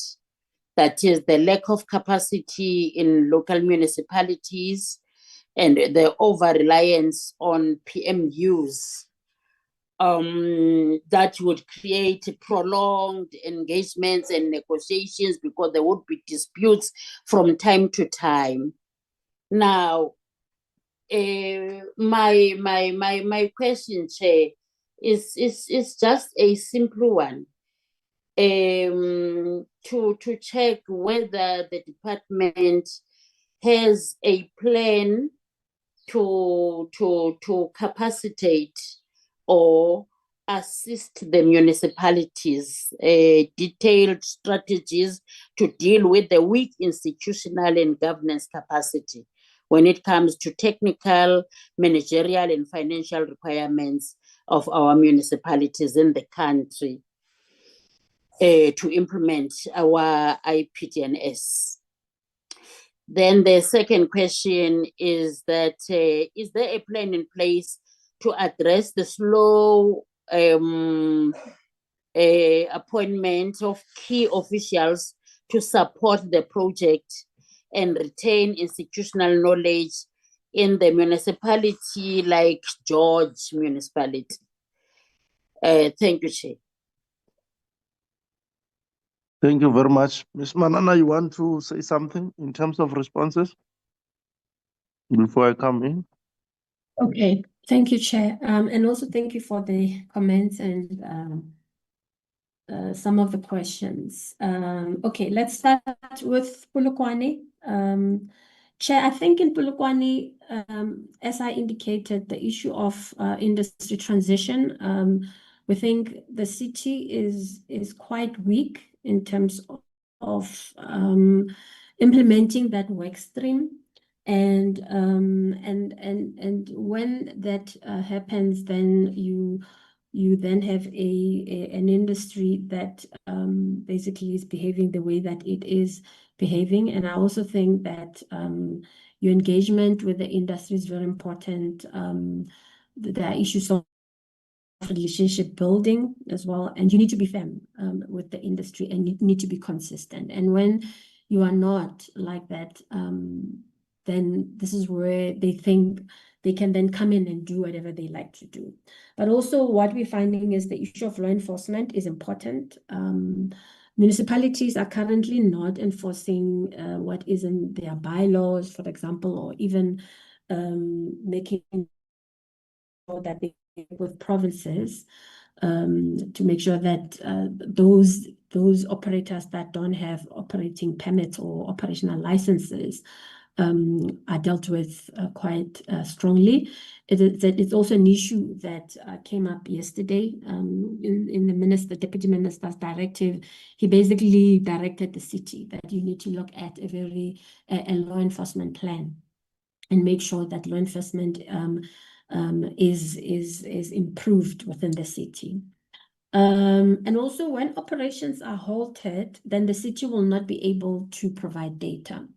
And in most instances, that's what happens. They can't provide data because there are no operations, or either, you know, the systems that they use that's supposed to then collect data are not operational, or they've had challenges. And so that's one area. Even though they're one of the cities that has got a ticketing system and a control center, there have been challenges one way or the other. And so those are items that in the deployed team that will go to that city, those are issues that would be in their brief to work with the city around that. And also province also coming on board, because what we're finding is province has got a PCOT contract and not a PTOC contract, and we have said to the city, see how you can then go and utilize expertise within, you know, that contract, especially on operations, because they've done bus operations before, and those must then be assigned. Find a way to assign that kind of technical expertise into the city to assist with their operations. Okay, and then I think there was a comment made around Msuduzi. Msuduzi, yes, came on board, and I think we have given them 8 months because we had been, I think we went there with the Deputy Minister before this current Deputy Minister, and we've also gone back as a department where we've met with the mayor, the deputy mayor, and basically highlighting to them that you need to focus on these elements. You need to make sure that there is capacity within the city. Up to today, the municipality still doesn't have capacity. It's only now that they have appointed a project leader. And we've got concerns, that's a side issue with that particular project leader. And we communicated this to the city. And in them coming back, there were certain conditions. Capacity was one of them, that you need to build capacity internally. Secondly, and what is worse is the municipality has been given money to build capacity, but still they've delayed to do that. You will see even in their 24-25 expenditure, they didn't spend a lot of money. So we then met with them, and we said, look, you've got 8 months, these things must be dealt with, but we are working with them. It's not like that we're leaving them. There is a team that is constantly working with the municipality, but I think the challenge is when we have to be monitoring. We can't be seen like we are now coming on the other side into the municipality to then be doing their work. One way or the other, there are certain things that must be in place so that then our role is more to enhance that capacity and support what is already there rather than doing things for the municipality. At eThekwini, the city definitely is on board. There was a meeting in August that was held between the minister and the mayor, and it was agreed that in 2026, the city will be launching operations. And so I think at this stage, the city is busy engaging with the taxi industry in terms of this new agreement that was reached between the minister and the mayor. And then the city is also expected to then provide a detailed, yes, there was a very high level implementation plan. And we then said to them, you need to unpack this so that we fully understand how then we should be monitoring you, what you're going to do, when, and also highlight what kind of capacity you have to be able to do or rather to launch these operations. They've had issues of capacity. They had appointed one company that was not able to deliver a fully detailed implementation plan, and now the city has had to go and procure another company to then provide that implementation plan. So we are meeting with them on a regular basis, and also their performance is monitored under the eThekwini Presidential Working Group, where we report every 2 weeks. So we think that process as well will assist in putting pressure on the city to then move, because they are required to then report every 2 weeks. So I don't think, it shouldn't be understood that they are not on board. They definitely are on board at a political level as well as at an administrative level. I think the issue is just only making sure that the city focuses on operations rather than this continued interest in rolling out infrastructure. Okay, Johannesburg, yes, I think we agree. This is one city where momentum has been lost. And I think in the presentation, I indicated instability within the city. They've lost skills and leadership, and also the transition from negotiated contracts to tender contracts has seen the drop, in passenger numbers. This is one city where the VOC, this Payatrans VOC, there were challenges within the VOC. And to a point where now, as a department, based on the lesson from that VOC, we've now procured a team that is doing an assessment of all VOCs in municipalities, because we have said, and throughout the challenges with Payatrans, we said to the city, go in, we're picking up that there are issues, you need to sit on the board as an observer, so that you are able to pick up issues in the VOC. And the city didn't do that. But now going forward, we are introducing certain provisions that municipalities must then implement in VOCs, and also just monitoring them quite closely to make sure that empowerment does take place, that at the end of the 12-year VOCA contract, that then that operator is fully capacitated to then be able to tender for the next stage contract.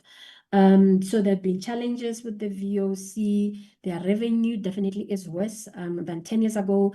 And it's one city that I think there is now also the presidential working group in Johannesburg, and the city transport elements are part of that working group. And so we are hoping that through the presidential working group as well, there'll be pressure. There's one, we are working quite closely with National Treasury, because they are also concerned about Johannesburg, to see how we turn things around. Yes, there are political issues there, but I think the instability within the city as well has contributed to where we are currently. The financial sustainability, yes, that is a general problem across, all municipalities. And I think because also there's a lot of wastage. The grant is very clear in terms of what it can fund, and then municipalities must then come on board. through, their rates base, where there is an expected contribution from that. And that basically is important for us to make sure that the city then has got a skin in the game. They recognize that they must put in some contribution. And we had hoped that when they do that there wouldn't be wastage, they would be prudent, and then they would also just make sure that they spend, they do more with less. Because then, if this is impacting their rates collection, then, they shouldn't be wasting. But what we're finding is there's a lot of wastage still. And now we are working with our team to basically, like within the grant framework, we've said we're going to set thresholds. Certain areas where we see that there's a lot of wastage, we are now setting thresholds. And then in addition, our technical team is also reviewing their budget proposals, highlighting that, look, this is an area that you could be cutting costs because we think there's a lot of wastage here. You could be doing more with less. And so that's one area that we're looking at going forward. And I think public transport in general, it can never ever be profitable. We're trying to push the issue of cost recovery, but also when you look at our spatial structure, where people stay away from places of work, and public transport one way or the other will never ever be profitable. Unlike other Asian cities where the densities allow for their systems to then carry big passenger numbers, but in South Africa, it's one, I don't know if we must call it an elusive agenda or it's an agenda. If we all put our heads together, we can achieve one way or the other, but it is an area that seems to be very difficult to do. We've worked with Treasury, and then also just coming to what Mr. Montana raised. In the presentation, we didn't say we are doing this already. We say the intention was for IPTNs to be able could be used as an enterprise to spatially transform municipalities. But despite the effort, like there've been built performance plans developed in municipalities to drive the spatial transformation agenda, despite all these plans, we still don't see traction on the ground. And I think the issue of also public transport being planned at the municipal level, but also other land use planning being, in other departments, also at provincial level, and housing also being at provincial level, not fully devolved. All these functions being fragmented at local as well as a provincial sphere is impacting at us being able to transform our spatial structure. And so these institutional issues also affect, for example, assignment of PTOC contracts, where the locus of responsibility should be at a local level, where the city is able to plan, to deliver and implement public transport at one network authority. That then impacts integration not happening, for example. So it's one area that we do recognize that it's an elusive agenda, but we are not being discouraged. We're saying, look, let's try and see other ways of how we can skin this cat going forward. And then I think the issue that was raised as well was, I'm just looking at my notes, building capacity in municipalities. Yes, it's one area that we have been working with the City Support Program to develop a program, but also we've decided that we can look at different ways of building capacity. Either we design programs at a university level. For example, we had recommended also to municipalities, University of Pretoria provides a course on public transport that municipalities need to attend that, and UCT also does that, but also secondly, us deploying technical teams to then work with cities, that even if you have people who've got qualifications but don't have experience, that's something to work with. Then, we can deploy a team that can then build that capacity within the municipality to make sure that within 3 years, we do have people with appropriate skills and knowledge and expertise at a municipal level to then I'm sorry, the office of the minister is calling me, so let me just tell them that I'm still in the portfolio committee meeting, chair, if possible. Okay.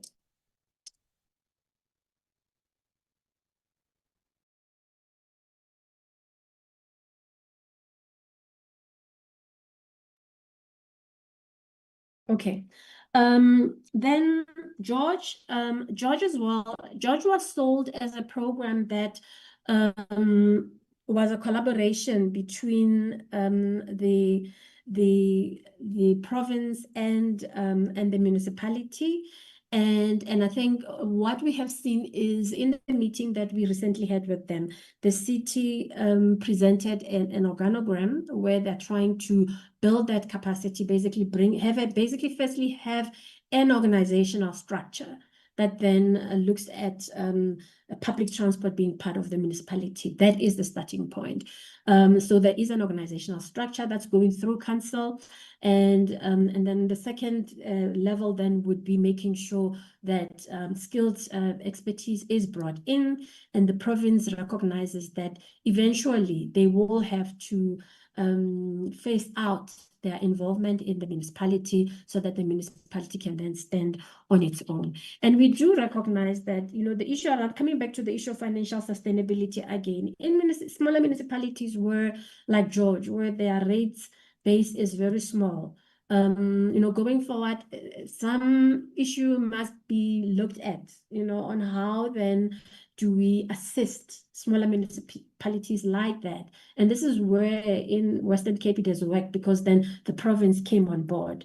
But then going forward, we have to somehow make sure that there is financial sustainability, that the province then cannot decide that now we are going out, and if they do, what then must be done to make sure that there's financial sustainability of the system. Chair, I think I tried to address most of the issues that were raised. Thank you. Okay. Thanks very much. I would imagine you have touched on all the municipalities. We now know where the problems are. And I think to honorable members, I think this position as that one will be discussing, of course, on our own, looking into our program now. Given this presentation, it then positioned us to then look, where must we go in terms of oversight, in terms of with our principle of following the money principle. We should then be able to say, we will be going to oversight on Polokwane or Musunduzi or so forth, or eThekwini. Now, that's what this presentation gives us a picture as we decide on what we must do, so that we zoom directly into where the problem is. And I think we'll be dealing with that at the right time. It's a concern that we are not really getting value for money in terms of the object of this particular program. But of course, perhaps we need to wear our boots and go to the ground, get to understand the problems on the ground. But nonetheless, once again, thanks very much, Ms. Manana, for such a thought-provoking and thought-inspiring presentation. And it then, as I said to members, it then positioned us to understand this integrated transport grant with a particular perspective altogether. I want to take this moment to thank you. Unless there is any other issue that I would have left, honorable members, to this extent, I feel I'm satisfied with the inputs, and I will allow members to release Ms. Manana and remain now with the last part, which is adoption of minutes. Thanks a lot, Ms. Manana and the team. Thank you, Chair, and thank you to the honorable members. Bye. You can now answer the call of the minister's office and tell them you are done with the committee. Yes, I'll do that. Thank you, sir. Thank you. Bloss. You want to go to Polokwane? I propose, Chair, that we deploy it to Polokwane. You have not responded, Chair. We're waiting for a response. No. I would have said, maybe you did not hear me. I would have said we'll look into the matter of deployments when we look into this our program vis-a-vis this presentation. I wouldn't mind going to Polokwane and taking you along. Noted, Chair. Noted. Okay. Colleagues, thanks very much, Fighter. Colleagues, we are now on consideration of a set of minutes. We have 1 or 2 set of minutes, Alma. Valerie?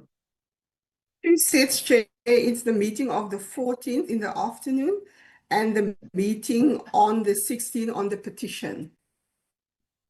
Take them as read.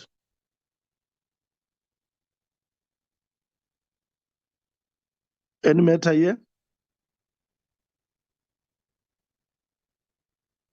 Any matter? Nothing here. Nothing here. Can I get a mover? We move, Chair. Who are you? Maduna. Are you in this meeting? Maduna.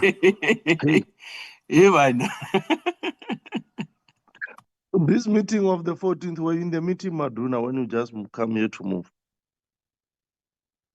Absent. I've never been absent. You know what? Okay. Last time.